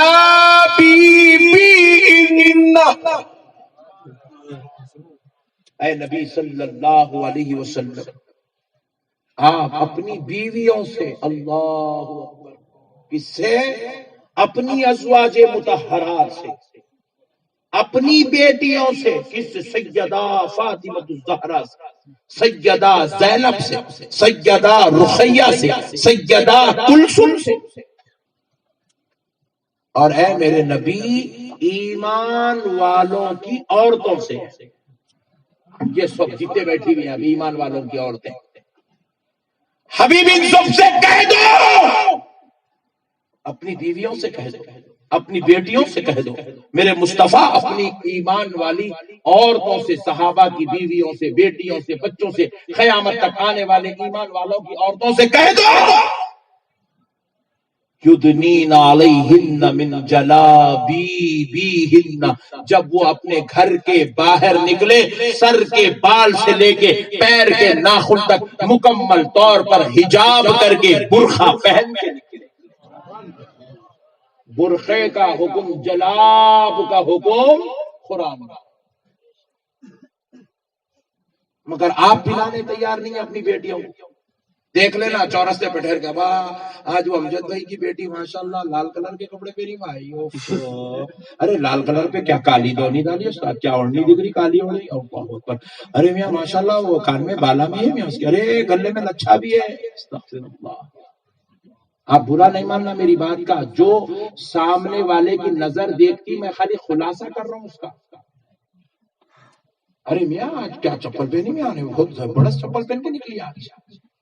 برقع پہن لیں گے تو کان کے بالیاں بھی چھپ جائیں گے، ناک کی نت بھی چھپ جائے گی، چہرے کا پاؤڈر بھی چھپ جائے گا، ہونٹوں کی لپسٹک بھی چھپ جائے گی، بدن کے کپڑے بھی چھپ جائیں گے، ہاتھوں کی چوڑیاں بھی چھپ جائیں گی، گلے کا سونا بھی چھپ جائے گا، پیروں کی مہندی بھی چھپ جائے گی، ساری کی ساری عورت حجاب میں آ جائے گی. کوئی بھیڑیا گندی نظر ڈالنا چاہے گا، برقعے کی برکت سے میری بہن بیٹیوں پر گندی نظر نہیں ڈال سکے گا. برقع عورت کو حفاظت عطا کرتا ہے، برقع عورت کو عزت دلاتا ہے، برقع عورت کو دشمن کی ظالم کی گندی نظر سے بچا لیتا ہے، برقع عورت کو بھیڑیوں کے شکار ہونے سے بچا لیتا ہے. امریکہ میں ایک بہت بڑا باکسر گزرا، میری بہنوں سنو تم لوگ، برقع پہنتے جی اماں، اماں گھور کے دیکھ رہی تھی، دھیان دے میں نہیں پوچھتا، میں برقع پہنتے کبھی گھور کے دیکھ رہا تھا. درگاہوں میں دیکھتی، دیکھو وہ پیروں میں زنجیریں ڈال کے رکھتے نہیں، ایسا دیکھتی نہیں، ویسا دیکھ رہے نا ہم. اور جب سے اچھی تقریر کر رہے تھے نا، ہمارے اوپر حملہ، دیکھ لیں گے جاتے وقت ہی ایسا بول رہے عورتیں. امریکہ کا ایک بہت بڑا باکسر گزرا، ورلڈ لیول کا، انتہائی فیمس پرسنالٹی، محمد علی، عرفیت میں کیلے کہا جاتا تھا، محمد علی کیلے. پہلے وہ نان مسلم تھے، بعد میں کلمہ پڑھ کے مسلمان ہو گئے. تو جب مسلمان ہوئے تو ساتھ میں ان کی بیوی، ان کی بیٹیاں بھی مسلمان ہو گئی. تو یونیورسٹی میں بچیاں جب پڑھنے جاتی تھی تو بغیر برقعے کے جاتی تھی، کیونکہ ابھی مسلمان نہیں ہوئی. جب مسلمان ہو گئی تو برقع پہننا شروع کر دی، آگے چل کے وہ لیکچرر بھی بن گئی کالج میں. تو as a teacher, as a lecturer جب وہ برقع پہن آنے لگی تو ان کی جو بچیاں تھیں، ان کے جو اسٹوڈنٹس تھے، ان بچیوں سے سوال کرنے لگے، میم آپ یہ برقع پہن کے کیوں آتی ہیں، یہ آخر برقعے میں ہے کیا؟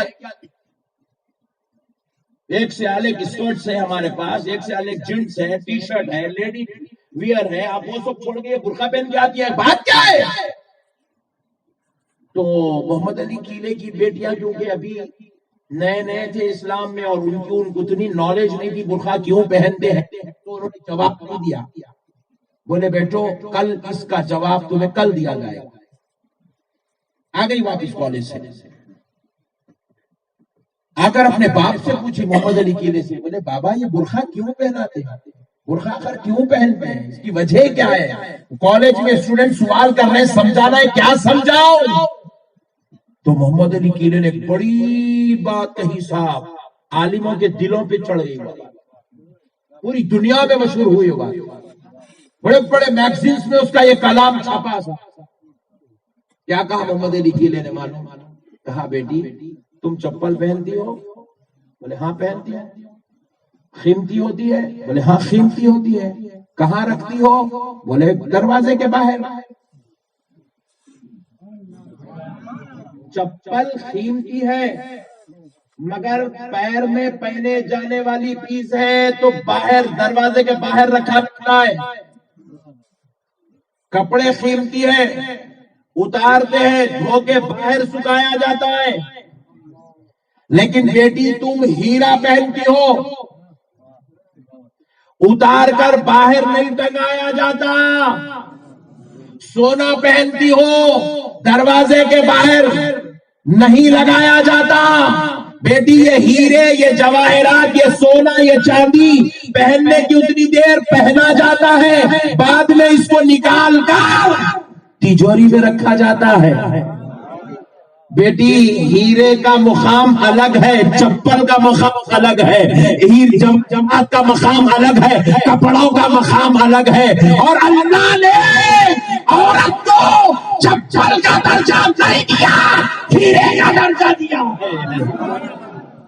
اسی لیے عورت کو جوتی سمجھ کر بغیر برقعے کے نہیں پھرایا جاتا، اسے برقعے کی تجوری میں رکھا جاتا ہے تاکہ کسی چور کی نظر اس پہ نہ پڑ سکے۔ یہ ہے عورت کا مقام اسلام کا۔ عورت اللہ کی نظر میں ایک ہیرا ہے، ہیرا، ایک جواہر ہے عورت اللہ کی نظر میں۔ اسی لیے اللہ نے کیا کیا، برقعے کی تجوری میں عورت کو چھپا دیا تاکہ کسی چور کی نظر اس پہ نہ پڑ سکے۔ سبحان اللہ۔ پہنائیں گے برقعہ؟ میرے کو بولو، میں حیدرآباد سے بھیجتا ہوں، اتنے ملتے حیدرآباد میں، اتنے ملتے۔ حیدرآباد میں کوئی بچی بغیر برقعے کے گئی تو اس کو غلط نظر سے دیکھتے، ارے نکلے ہوئے ایسا بولتے۔ اگر وہ حیدرآباد والے یہاں آ گئے تو باڈی میں کود کے مر جاتے ہیں لوگ۔ ہاں، ہمارے پاس 100 عورتیں اگر نکلے تو اس میں 1 یا 2 عورت ہے کہ بغیر برقعے کے، یہاں 500 بیٹھے بھی تو ایک بھی نہیں ہے برقعے کے۔ اس کا مطلب تم لوگوں نے لیڈیز کی اہمیت نہیں ہے۔ اور ایک بات بولو، موڈ میں ہے نا؟ سبحان اللہ۔ ایک آدمی رستے سے جا رہا، دین سمجھا رہا، اسلام۔ ایک آدمی رستے سے جا رہا، ایک عورت کو دیکھا، دیکھ کے سوچا با کیا گوری ہے استاد، ارے کیا اچھی ہے بھائی، ہائٹ بھی اچھی ہے، کپڑے بھی اچھے ہیں، صورت شکل بھی اچھی ہے۔ ایسا بد نگاہی کر کے سوچنے لگا۔ اور آپ دیکھو بھائی، اب یہ گاڑی ہے، اب برا نہیں ماننا، دیکھو گاڑی، گاڑی دیکھو، اچھی ہے خراب ہے؟ کتنی دیر لگے آپ کو اچھی ہے بلکہ ڈیسائیڈ کرنے کے لیے؟ 12 گھنٹے، 1 گھنٹہ، سیکنڈ کے 20ویں حصے میں آپ ڈیسائیڈ کرتے ہیں گاڑی اچھی ہے خراب ہے۔ عورت پہ بھی بد نگاہی کرنے کے لیے کوئی 12 گھنٹے نہیں لگتے، سیکنڈ کے 20ویں حصے میں بد نگاہی، اللہ اکبر، سیکنڈ کے 20ویں حصے میں ہوتی بد نگاہی۔ ایک نظر میں انہیں پورا کام کر دیتا اس کا، عورت کا۔ ہماری بیٹیوں کو اندازہ ہی نہیں ہے اس کا. ہماری بیٹیاں سوچ رہے کچھ بھی نہ تھا، کوئی دیکھ لیتے کیا ہوتا، کچھ نہ تھا، ایسا سوچ رہے. نعوذ باللہ من ذالک. ایسا نہیں ہے میری بہنوں، تم نہیں سمجھتے یہ انسان کی نظر کتنی خطرناک ہوتی ہے. تو ہوا کیا، راستے سے جا رہی تھی، آدمی نے بد نگاہی کی. تو روایت میں آتا ہے وہ بد نگاہی کرنے والے کو 40 سال دوزخ میں جلایا جائے گا. اللہ اکبر، اللہ اکبر. کتنے سال؟ زور سے بولو ذرا. عورت کو غلط نظر سے دیکھنے والے کو، گندی نظر سے دیکھ، ارے کتنی گوری ہے، ارے اس کی ہائٹ اچھی ہے، اس کی صورت اچھی ہے، شکل اچھی ہے، ارے کپڑے اچھے پہن کے، ارے مہندی بھی لگا لے کے، ایسی بد نگاہی جو کرے گا 40 سال دوزخ میں جلایا جائے گا. 40 سال. اور پھر آگے ارشاد فرمایا جاتا ہے بد نگاہی کرنے والے مرد کو کتنے سال؟ 40 سال. اور جو عورت کو دیکھ کے انہیں بد نگاہی کرا وہ عورت کو 70 سال دوزخ میں جلایا جائے گا. اللہ اکبر. پوچھا گیا بھائی بد نگاہی کر رہا مرد، اس کو 40 سال بعد سمجھ میں آئی. وہ عورت تو نیچے منڈی ڈال کے جا رہی تھی، اس نے تو اس کو نہیں دیکھا، مگر اس عورت کو 70 سال دوزخ میں کیوں جلایا جائے گا؟ تو جواب ملا اس لیے جلایا جائے گا کیونکہ اگر وہ عورت برقع پہن لیتی تو یہ مرد بد نگاہی نہیں کر سکتا تھا. اس نے برقع نہ پہنا، اس نے حجاب نہ کیا، اس نے پردہ نہ کیا، اپنے آپ کو سنوار کے خوبصورت بنا کے غیر مردوں کے سامنے نکالا، اس کی وجہ سے وہ مرد اس کو بد نگاہی کرنے پر مجبور ہوا. اس لیے مرد کو 40 سال اور بن کے سنور کے خوبصورت ہو کر نکلنے والی عورت کو 70 سال دوزخ میں جلایا جائے گا. اللہ اکبر. اتنا بڑا گناہ ہے بغیر برقعے کے، بغیر حجاب کے گھروں کے باہر نکلنا. خدا کا میرے پیارے بھائیوں، پردے کا اہتمام کرو. اپنی بیٹیوں کو، اپنی بیویوں کو، اپنی امی جان کو، اپنی بہن کو پردہ کراؤ، برقع پہناؤ. لاؤ یہ سسٹم ختم کرو، یہ گندے کام گاؤں کے اندر. آپ بولیں گے گاؤں والوں میں چلتا، گاؤں والوں کو جنت پہ جانا نہیں ہے. بولو جی، گاؤں والے جنت پہ جانا نہیں چاہ رہے؟ کیا گاؤں والوں کو رسول اللہ کی شفاعت کی ضرورت نہیں ہے؟ کیا یہ میری گاؤں کی بہنیں بروز محشر کیا سیدہ فاطمہ کے ساتھ رہنا نہیں چاہتی ہے؟ کیا یہ میری بہنیں سیدہ فاطمہ کی باندی بن کر کیا جنت میں داخل ہونا نہیں چاہتی ہے؟ اگر چاہتی ہے تو پھر آج ان کو تم گاؤں کے رہو، تم امریکہ کے رہو، تم سعودی کے رہو، تم انڈیا کے رہو، تم لندن کے رہو، قانون تو پوری امت کے لیے ایک ہی ہے.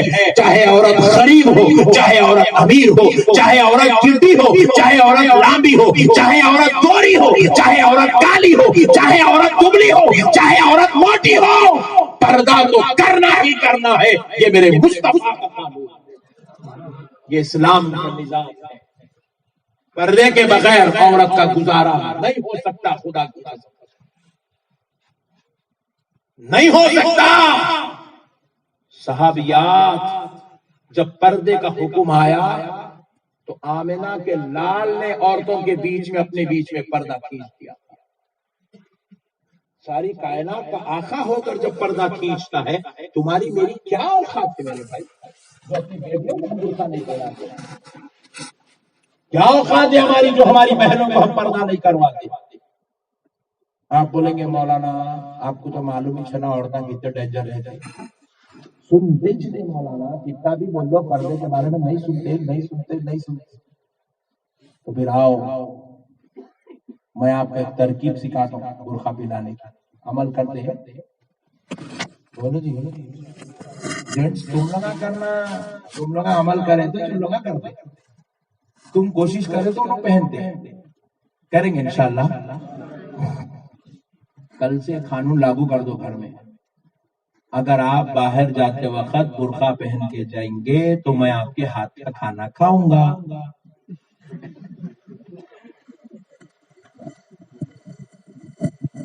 ایک رول پاس کر دو گھر میں. بیگم آپ دوپہر میں باہر گئے تھے، برقع نہیں پہنے تھے، لہذا میں دوپہر کا کھانا نہیں کھاتا۔ بہت بدماش بیوی رہی تو بولتی نک کو کھاؤ، اپنے کو کیا جا رہا۔ شریف رہی تو نہیں بولتی ایسا، شریف رہی تو ایسا، ذرا بدماش رہی تو بولتی نک کو کھاؤ، ہمارا کیا ہونے کا ہے، ہمارے پیٹ میں جل رہا کیا تمہارے پیٹ میں جلتا، پھر تم شام میں بھی کھانا مت کھاؤ۔ تھوڑا بیگم کو دھکا لگتا، ارے صحیح بھی ضد پہ چاہ گیا یہ آدمی، دوپہر میں بولی تو لائٹ لے لی، شام میں بھی نہیں کھا رہا، اور ذرا بدماش رہی تو شام میں بھی لائٹ لے لیتی۔ ایک دن بھوکے رہ جاؤ، کوئی مردے نہیں بھوکے رہے تو کوئی مرا نہیں، اب تک کوئی مردہ بھی نہیں بھوکے رہے۔ دوسرے دن بیگم پھر ناشتہ بنا کے نکلتی، چلو آج ہی کھانا تو پہلے 2 ٹائم سے نہیں کھایا ہو۔ نہیں بیگم آپ برقع پہنتے بول کے قسم کھائے تو میں کھانا کھاتا ہوں۔ آپ کا 3 ٹائم کا کھانا ایک عورت کو جنتی بنا دیتا، ایک عورت کو پردے دار بنا دیتا، ایک عورت کو نیک بنا دیتا۔ اللہ اللہ، کریں گے کوشش؟ کرو میرے بھائی، خالی اپنے لیے کب تک زندگیاں گزاریں گے؟ ذرا سوچو، کیوں سوچو؟ میں نہیں کہہ رہا ہوں، میرا رب کہہ رہا ہے، قرآن پاک ہے، رب ارشاد فرماتا ہے یا ایھا الذین آمنوا قوا انفسکم واہلیکم نارا۔ رب فرماتا ہے اے ایمان والو، خود بھی بچو اور اپنے گھر والوں کو بچاؤ، کس سے؟ دوزخ کی آگ سے۔ خود بھی بچو، اپنے گھر والوں کو بچاؤ دوزخ کی آگ سے۔ یہ عورتوں کو سدھارنا، ان کو نیک بنانا، یہ ہماری ذمہ داری ہے، ہمارے اوپر فرض ہے، ہمارے اوپر لازم ہے۔ آپ مومن ہیں، آپ مومن ایمان والے، ایمان والوں میں کافروں میں فرق ہوتا ہے، ایمان والوں میں غیر مومن میں فرق ہوتا ہے۔ ایمان والا غیروں کی طرح نہیں ہوتا، ایمان والا سب کے لیے رہبر بن کر آیا ہے، رہبر بن کر آیا ہے سب کے لیے۔ میں امید کرتا ہوں کہ آپ میری ان باتوں پر عمل کریں گے، کریں گے انشاءاللہ۔ کون کون لائٹ لیں گے ذرا ہاتھ اٹھا؟ ارے وہ کوئی بھی لائٹ نہیں لیتے ہیں، سب ڈارک لیں گے انشاءاللہ، عمل کریں گے انشاءاللہ، پکا وعدہ۔ تم ہمیں ڈر ڈر کے آیا، یہ بچہ لے کے آنا، گاڑی بھگانا۔ ارے بولا کہاں لے کے جا رہا؟ ارے بھائی اندر ہی چل رہا ہے، اندر ہی چل رہا ہے، اندر ہی چل رہا ہے۔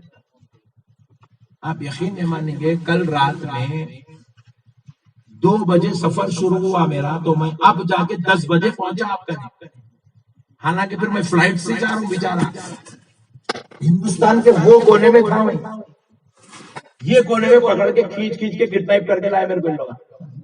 ارے میں بولا نہیں ہوتا رے بڑے بھائی، میں نہیں آ سکتا رے بھائی، بہت دور ہے رے بڑے بھائی، چھوڑ دے رے بڑے بھائی۔ نہیں چھوڑتا ہوں، لاتا ہوں آپ کو، پکڑ کے لایا بیچارہ، دماغ خراب کر دیا پورا میرا۔ ارے نکو رے بڑے بھائی، بہت دور ہے رے بھائی، وہ ہندوستان کا آخری کونا، میں یہ کونے میں تو وہ کونے میں یہاں سے کودے تو سیدھا پاکستان میں گرتے جا کے۔ نکو رے بڑے بھائی، سن میری بات، نہیں ہو سکتا۔ نہیں حضرت آنا، اب پھر یہاں سے میں نکلوں گا، اب سفر شروع ہوگا میرا 1-2 گھنٹے کے بعد، پھر میں اپنے حیدرآباد اپنے گھر کو پہنچوں گا کل مغرب میں، عشاء میں گا۔ اتنا لمبا سفر، 2 گھنٹے کی تقریر کرنے کا کوئی اتنی تکلیف دے رہا ہے میرے بڑے بھائی، رحم کر میرے اوپر، چھوڑ دے رہے بڑے بھائی۔ میں کوئی 15 دن میں 8 دن میں تقریر کرنے والا مولانا نہیں ہوتا، ڈیلی تقریر کرتا رہے بڑے بھائی، چھوڑ نہیں چاہنا لایا۔ اب اتنی دور آئے سکتے کو، میں کو ایک امید بن رہی کہ آپ میری بات سن کے عمل کریں گے انشاءاللہ۔ کرنا نہیں بھائی، کرنا نہیں۔ ایک بات آپ کے لیے بولوں، ذرا آپ لیڈیز کو چھوڑ دیں گے، جان دو بہت زیادہ ہوگا تو اٹھ کے چل جاتے ہو غصے میں، پھر نہیں سنبھال سکتے اپن لیڈیز۔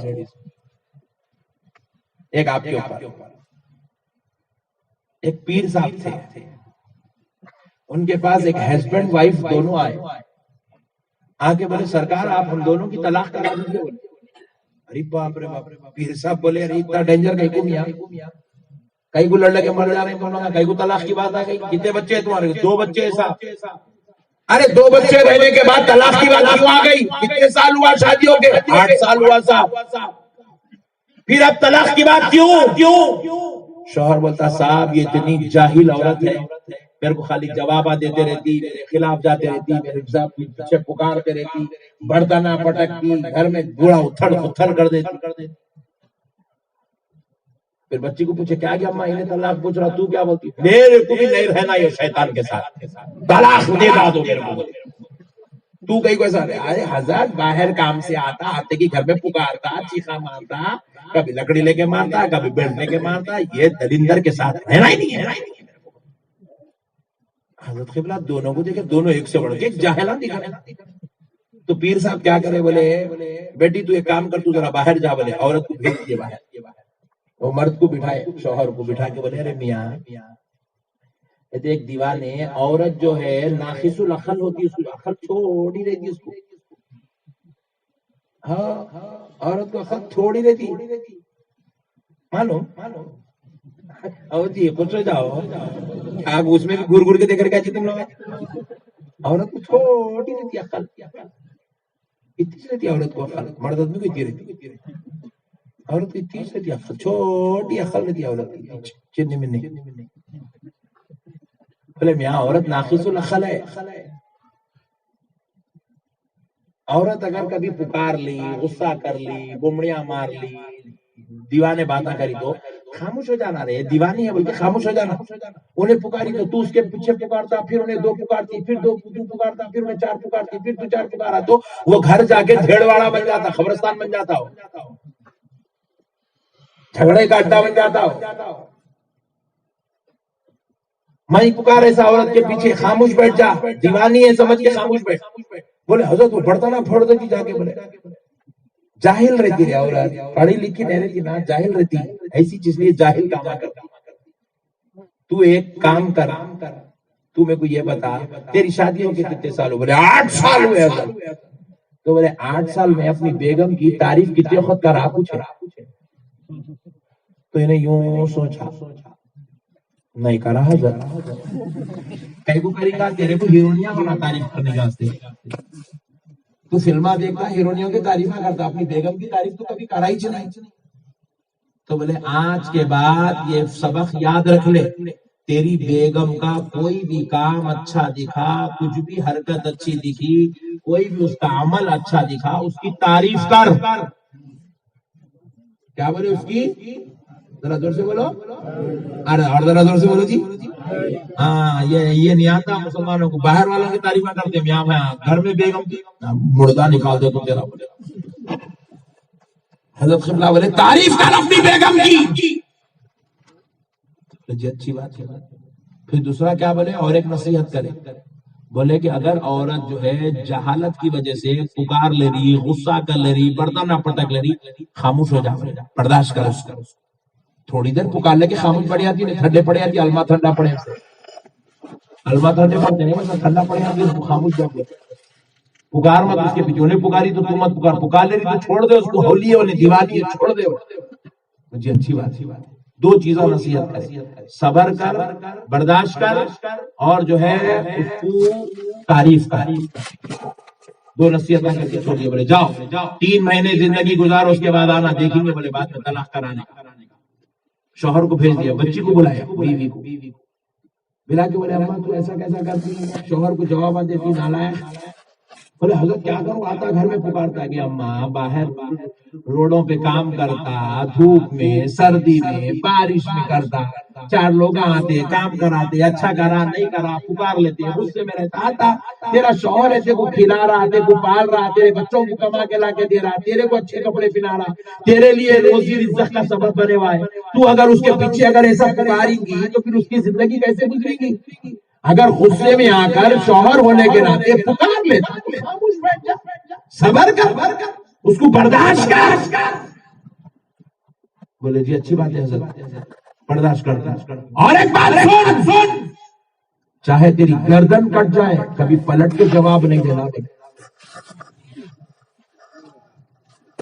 کیا بولے دوسری نصیحت؟ کبھی شوہر کو پلٹ کے جواب، ذرا زور سے بولو، جواب نہیں دینا. بولے شوہر کو پلٹ کے جواب دینا.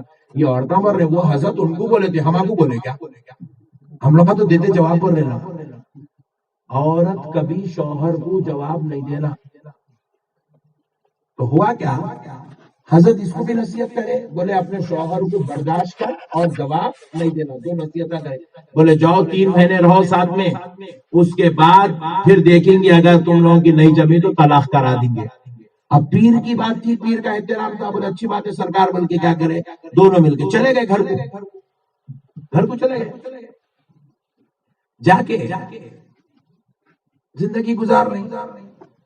دوسرے دن کیا ہوا، انہیں کھانا کھانے کو لنچ ٹائم پہ گھر کو آیا. اتفاق سے بیگم ذرا اچھے کپڑے پہن کے تھے تو یاد آیا، حضرت بولے تعریف کرنا بول کے. تو کیا دکھ رہے بیگم، آ جاؤ، بہت زبردست دکھ رہے بیگم، ماشاءاللہ بہت اچھے دکھ رہے، آ جاؤ. انہیں بولے شیطان سدھر گیا.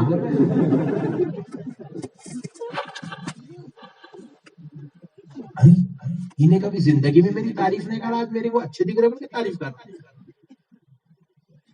اب تعریف کرے تو عورت زمین پہ نہیں رہتی، یہ بات یاد رکھو. سبحان اللہ بولا.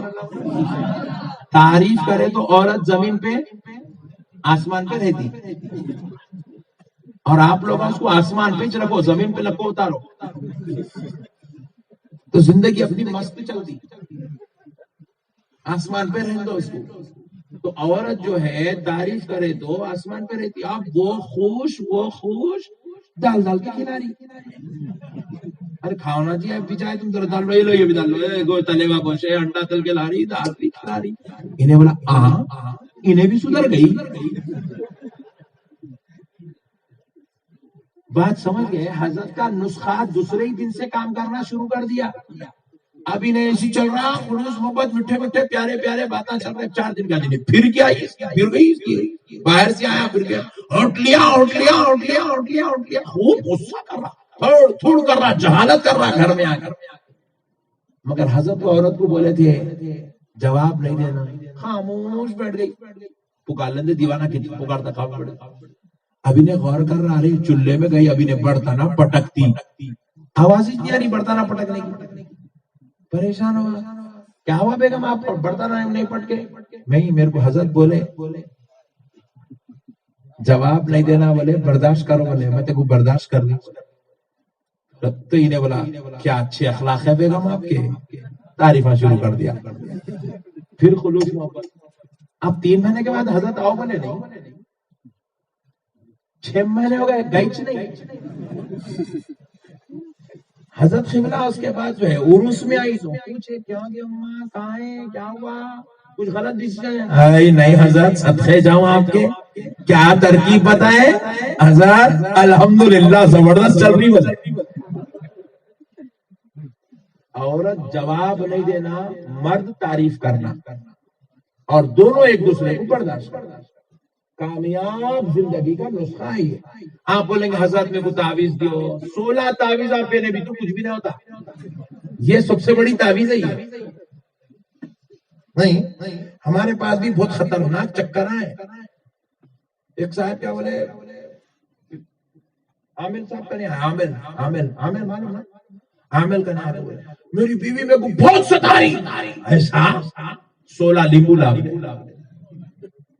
ایک چولہے میں رکھا دیا، ایک کمرے میں رکھا دیا، ایک تکیے میں رکھا دیا، ایک گدے کے نیچے رکھا دیا، ایک الماری میں رکھا دیا. 16 لیمبو چھو لگ جا. لیمبو رکھے تو بیوی نہیں سدھرتی، پلیتے چلائے تو بیوی نہیں سدھرتی، گنڈے کرے تو بیوی نہیں سدھرتی. بیوی کو سدھارنا ہے تو پہلے اخلاق کو سدھارنا ہے. اخلاق اچھے ہونا، انسانیت اپنے اندر ہونا، محبت اپنے اندر ہونا، انسانیت ہونا، تو یہ سب کام بنتے. بس اب آخری بات سن لو دوستو، کیونکہ یہ بیچارہ میرے کو طیب صاحب جو ہے ہمارا اتنی دور بلایا، تھکا ہوا ہوں، انتہائی طبیعت تھکی ہوئی ہے. بس اب آخری بات سن لو، بزرگوں کے تعلق سے بیان کر دیتا ہوں تاکہ ہم کو نصیب ہو جائے کہ ہم کیسے کیسے آقاؤں کے غلام ہیں. اللہ نے ہمیں غوث پاک کا غلام بنا کر پیدا کیا. کس کا غلام؟ ذرا زور سے بولو. کون ہے غوث پاک؟ سبحان اللہ، کون ہے غوث پاک؟ کون ہے؟ فرمایا جاتا ہے غوث پاک کی تعریف آپ کے بعد والے ہی نہیں کرتے، بلکہ غوث پاک کا مقام تو پہلے والے بھی مانتے ہیں۔ پہلے والے بھی غوث پاک کو بڑی عزت دیا کرتے تھے، بڑی رحمتوں محبتوں سے نوازا کرتے تھے۔ سرکار سیدنا غوث الورا ایک بار اپنے پیر و مرشد کے مرشد کی بارگاہ میں تشریف لے جا رہے ہیں۔ ان کا نام ہے حضرت سیدنا معروف کرخی رحمت اللہ علیہ۔ یہ وہ بزرگ ہے جو غوث پاک سے 350 سال پہلے کے بزرگ ہیں، حضرت معروف کرخی۔ ان کے دربار میں سرکار غوث پاک ہمیشہ جایا آیا کرتے تھے۔ 40 دن مزار اقدس کے پاس بیٹھ کر چلا کرتے، اکتساب فیض کرتے تھے، فیض حاصل کرتے تھے۔ مگر ذرا غور کرو، ایک بار ایسا ہوا میرے غوث پاک حضرت معروف کرخی کی بارگاہ میں جا رہے۔ کون معروف کرخی؟ غوث پاک سے 350 سال پہلے کے بزرگ کامل ہے، مرشدوں میں سے ہے غوث پاک کے۔ ان کی بارگاہ میں جانے کے لیے مزار اتنی دور ہے، ادب و احترام میں میرے غوث اعظم یہاں نالین شریف اتار رہے ہیں تو مزار معروف کرخی عبد القادر نالین پہن کے آؤ، ہماری زمین تمہارے نالین کو چومنا چاہتی ہے۔ اللہ اللہ، عبد القادر نالین پہن کے آؤ، ہماری زمین تمہارے نالین کو چومنا چاہتی ہے۔ اللہ اکبر، کیا مقام ہے غوث پاک۔ سرکار معروف کرخی مزار اقدس سے آواز دے، عبد القادر نالین پہن کے آؤ، ہماری زمین تمہارے نالین کو چومنا چاہتی ہے۔ نالین میں جوتیاں۔ میرے پیارے دوستو ذرا غور کرو، یہ ہے میرے غوث پاک کا مقام۔ ہم لوگ مسلکن حنفی ہیں، سرکار غوث پاک مسلکن حنبلی تھے۔ ہم سرکار سیدنا نعمان بن ثابت امام اعظم ابو حنیفہ کے مخلد ہیں۔ سرکار سیدنا غوث الورا حضرت امام احمد بن حنبل کے مخلد ہیں۔ سرکار امام احمد بن حنبل کی زیارت کے لیے سرکار غوث اعظم ان کی مزار پر تشریف لے گئے، جا کر سلام عرض کیا، السلام علیکم یا امامنا، اے ہمارے امام آپ پر سلام ہو۔ مزار پہ کھڑے ہو کے سلام کر رہے ہیں۔ کب ہوا انتقال امام احمد بن حنبل کا؟ غوث اعظم سے 250 سال پہلے، 250 سال پرانی مزار اقدس پر تشریف لے گئے۔ کس کا مزار؟ امام احمد بن حنبل کا مزار۔ کون امام احمد بن حنبل؟ 7.5 لاکھ حدیثوں کے حافظ۔ کون امام احمد بن حنبل؟ جس نے اجازت دی تو بخاری شریف دنیا والوں کو نصیب ہوئی۔ امام بخاری مدینے میں بیٹھ کر بخاری شریف تیار کرے، وہاں سے لے کر امام احمد بن حنبل کی بارگاہ میں آئے، آ کر پیش کیے، کر کے کہنے لگے امام بخاری سرکار اگر آپ اجازت دیتے ہیں تو میں یہ حدیثوں میں پہنچا دیتا ہوں، اگر آپ کہتے ہیں اس کی ضرورت نہیں ہے تو میں گڑھا کھود کر یہ کتاب کو دفن کر دیتا ہوں۔ تو امام احمد بن حنبل نے جب کتاب کو دیکھا، اس کی تصحیح فرمائی تو آپ نے کہا یہ اس سے مجھے خول مصطفیٰ کی خوشبو آ رہی ہے، اسے عام کر دیا گیا۔ تو امام بخاری امام احمد بن حنبل کے تصحیح کرنے پر، فرمانے پر امت کو نصیب ہو رہی ہے، آپ کی تخریص کے ساتھ نصیب ہو رہی ہے۔ تو اب سنو، وہ امام احمد بن حنبل کی بارگاہ میں سرکار سیدنا غوث الورا جا کر کھڑے ہو کر عرض کرتے ہیں، السلام علیکم یا امامنا، اے ہمارے امام آپ پر سلام ہو۔ جیسے ہی سلام عرض کرنا تھا، دیکھنے والی آنکھوں نے دیکھا حضرت امام احمد بن حنبل کا مزار پھٹ گیا، شق ہو گیا۔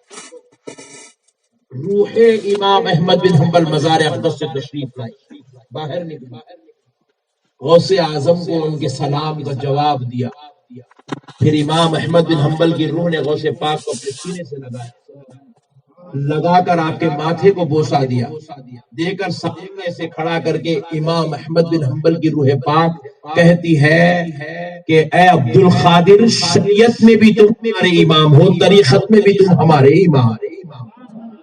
اللہ اکبر! ایسی جلیل القدر ذات و ہستی کا نام غوث اعظم، اسی لیے آج پوری دنیا میں غوث پاک کی عظمت کا ڈنکا بجتا ہے۔ سرکار سیدنا جنید بغدادی کون ہے؟ غوث پاک کے مرشد کے مرشد کے مرشد کے مرشد کے مرشد کے پانچویں اوپر کی پشت میں مرشد ہے حضرت جنید بغدادی غوث پاک، پانچویں سلسلے میں مرشد ہے اوپر۔ آپ ذرا غور کیجئے گا، حضرت جنید بغدادی جمعہ کا دن ہے، خطبہ ارشاد فرما، دوران خطبہ آپ کو رب کا دیدار ہوگا حضرت جنید بغدادی، اور اس حال میں رب حضرت جنید بغدادی سے فرماتا ہے جنید ہمارا ایک محبوب آئے گا، اس کا نام عبد القادر ہوگا، اور جنید تم یہ خوشخبری اپنی مجلس میں بیٹھنے والوں کو سنا دو۔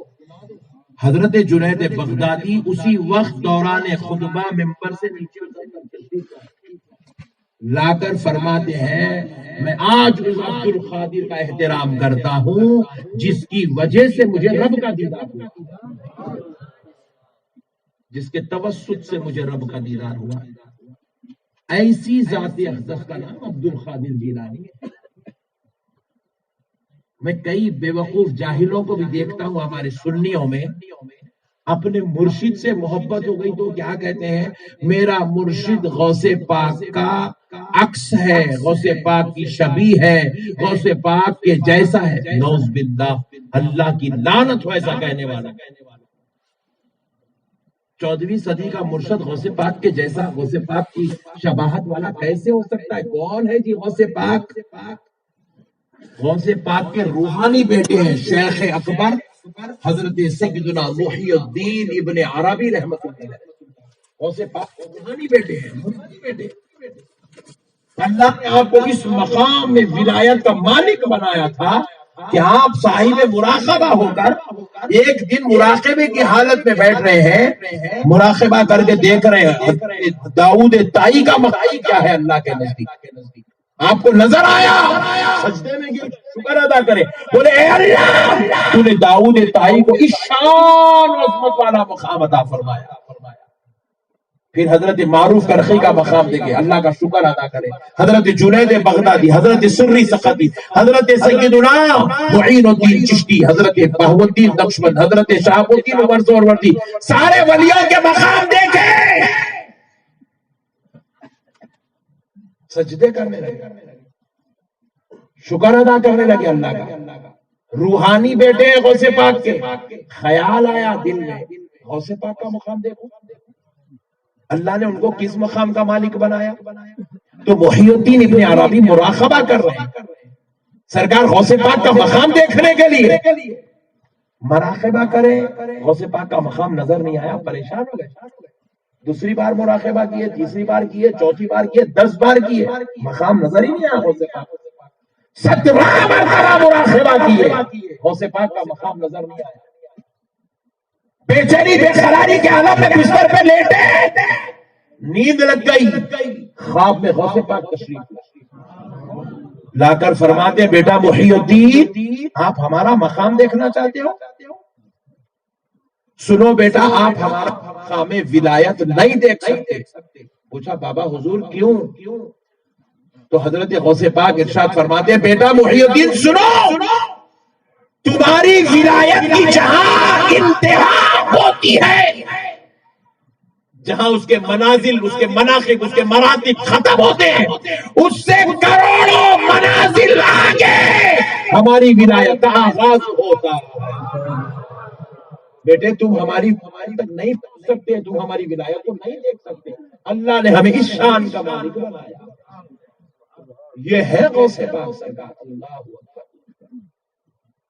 ہم نہیں سمجھے میرے بھائی غوث پاک کو، غوث پاک بڑی بڑی عظمت والی ذات کا نام ہے۔ غوث پاک فرماتے ہیں میں اگر مشرق میں ہوں، میرا مرید مغرب میں ہے، میں مشرق میں رہ کر اپنے مغرب میں آرام کرنے والے مرید کی تہبند اگر ہٹ جاتی ہے تو میں اس کو سیدھی کر دیتا ہوں۔ مطلب کیا ہے؟ نیند کی وجہ سے میرا مرید غفلت میں، اس لیے تہبند ہٹ گئی، مگر میں عبد القادر غفلت میں نہیں ہوں، میں اپنے مریدوں سے مکمل طور پہ باخبر۔ غوث پاک سے محبت کرو، غوث پاک کے مرید بنو۔ غوث پاک سرکار ارشاد فرماتے ہیں میں نے کمان میں تیر لگا کر تیر کھینچ دیا ہے۔ آپ خلیفہ نے پوچھا حضور آپ نے یہ کمان میں تیر لگا کر یہ تیر کس کے لیے کھینچ دیا؟ فرماتے اس کے لیے کھینچا ہوں جو میرے مرید کو ستائے گا میں یہ تیر اس کے اوپر چھوڑ دوں گا، اور جس پہ میں تیر چھوڑ دوں گا وہ جل کے خاک ہو جائے گا، غارت ہو جائے گا، میرے مریدوں کو ستانے والا غارت ہو جائے گا۔ میرے پیارے بھائیوں، اپنے گھروں میں غوث پاک کی فاتحہ کرو، 11ویں کرو غوث پاک کی، عقیدت رکھو غوث پاک سے، غوث پاک کی 11ویں کرو اپنے گھروں میں۔ کیوں؟ جس گھر میں غوث پاک کی 11ویں ہوتی ہے اس گھر میں غوث پاک کی روح اقدس جلوہ گر ہوتی ہے، تشریف لاتی ہے روح مبارک غوث پاک، اور جس گھر میں غوث پاک کی روح مبارک آ جائے وہاں سے بلیات، بیماریاں، آفتیں، رنج و علم، مصیبتیں، پریشانیاں سب ختم ہو جاتی ہیں۔ ہم اپنے بزرگوں کی فاتحہ کرنا اور ایسی جلیل القدر ہستی کا ذکر کرنا چھوڑ دیے جس کی وجہ سے آج مسلمان پریشان، مصیبت زدہ، رنج و علم، آفات میں، بلیات میں، پریشانیوں میں گھرا ہوا ہے۔ خدا را مسلمانوں، اللہ اور اس کے رسول کا واسطہ میرے بھائیوں، گناہوں سے توبہ کرو، بزرگوں سے عقیدت رکھو۔ یہ سو بیکار زندگی، کوئی شراب پی لے رہا، کوئی جوا کھیل لے رہا، کوئی زنا کر لے رہا، کوئی چوری کر لے رہا، کوئی بیوی کو مار رہا، کوئی بچوں کے ساتھ ظلم زیادتی کر رہا، کوئی ماں باپ سے لڑ رہا، کوئی نمازیں چھوڑ دے رہا، کوئی بغیر طہارت کے پھر رہا، کوئی اپنے بزرگوں کے ساتھ بغاوت کر رہا، خدا را ایسا مت بنو میرے بھائی۔ یہ مسلمان کی شان نہیں ہے، یہ مسلمان کی پہچان نہیں ہے، یہ مسلمان کا کردار نہیں ہے، یہ مسلمان سے اس کا کروڑوں میل دور تک کوئی تعلق نہیں ہے۔ یہ بری زندگی سے توبہ کرو، مدینے والے مصطفیٰ کے غلام بنو، غوث پاک کے دیوانے بنو، اللہ اور اس کے رسول کو چاہنے والے بنو۔ اگر ایسا کرو گے دنیا بھی کامیاب ہو جائے گی، آخرت بھی کامیاب ہو جائے گی، یہاں بھی سرفراز وہاں بھی سرفراز، یا نبی کا صدقہ ملتا رہے گا وہاں مصطفیٰ کی شفاعت ملتی رہے گی، یہاں دعاؤں میں جگہ مل جائے گی وہاں جنت میں جگہ مل جائے گی۔ وما علینا الا البلاغ برحمتک یا ارحم الراحمین۔ السلام علیکم۔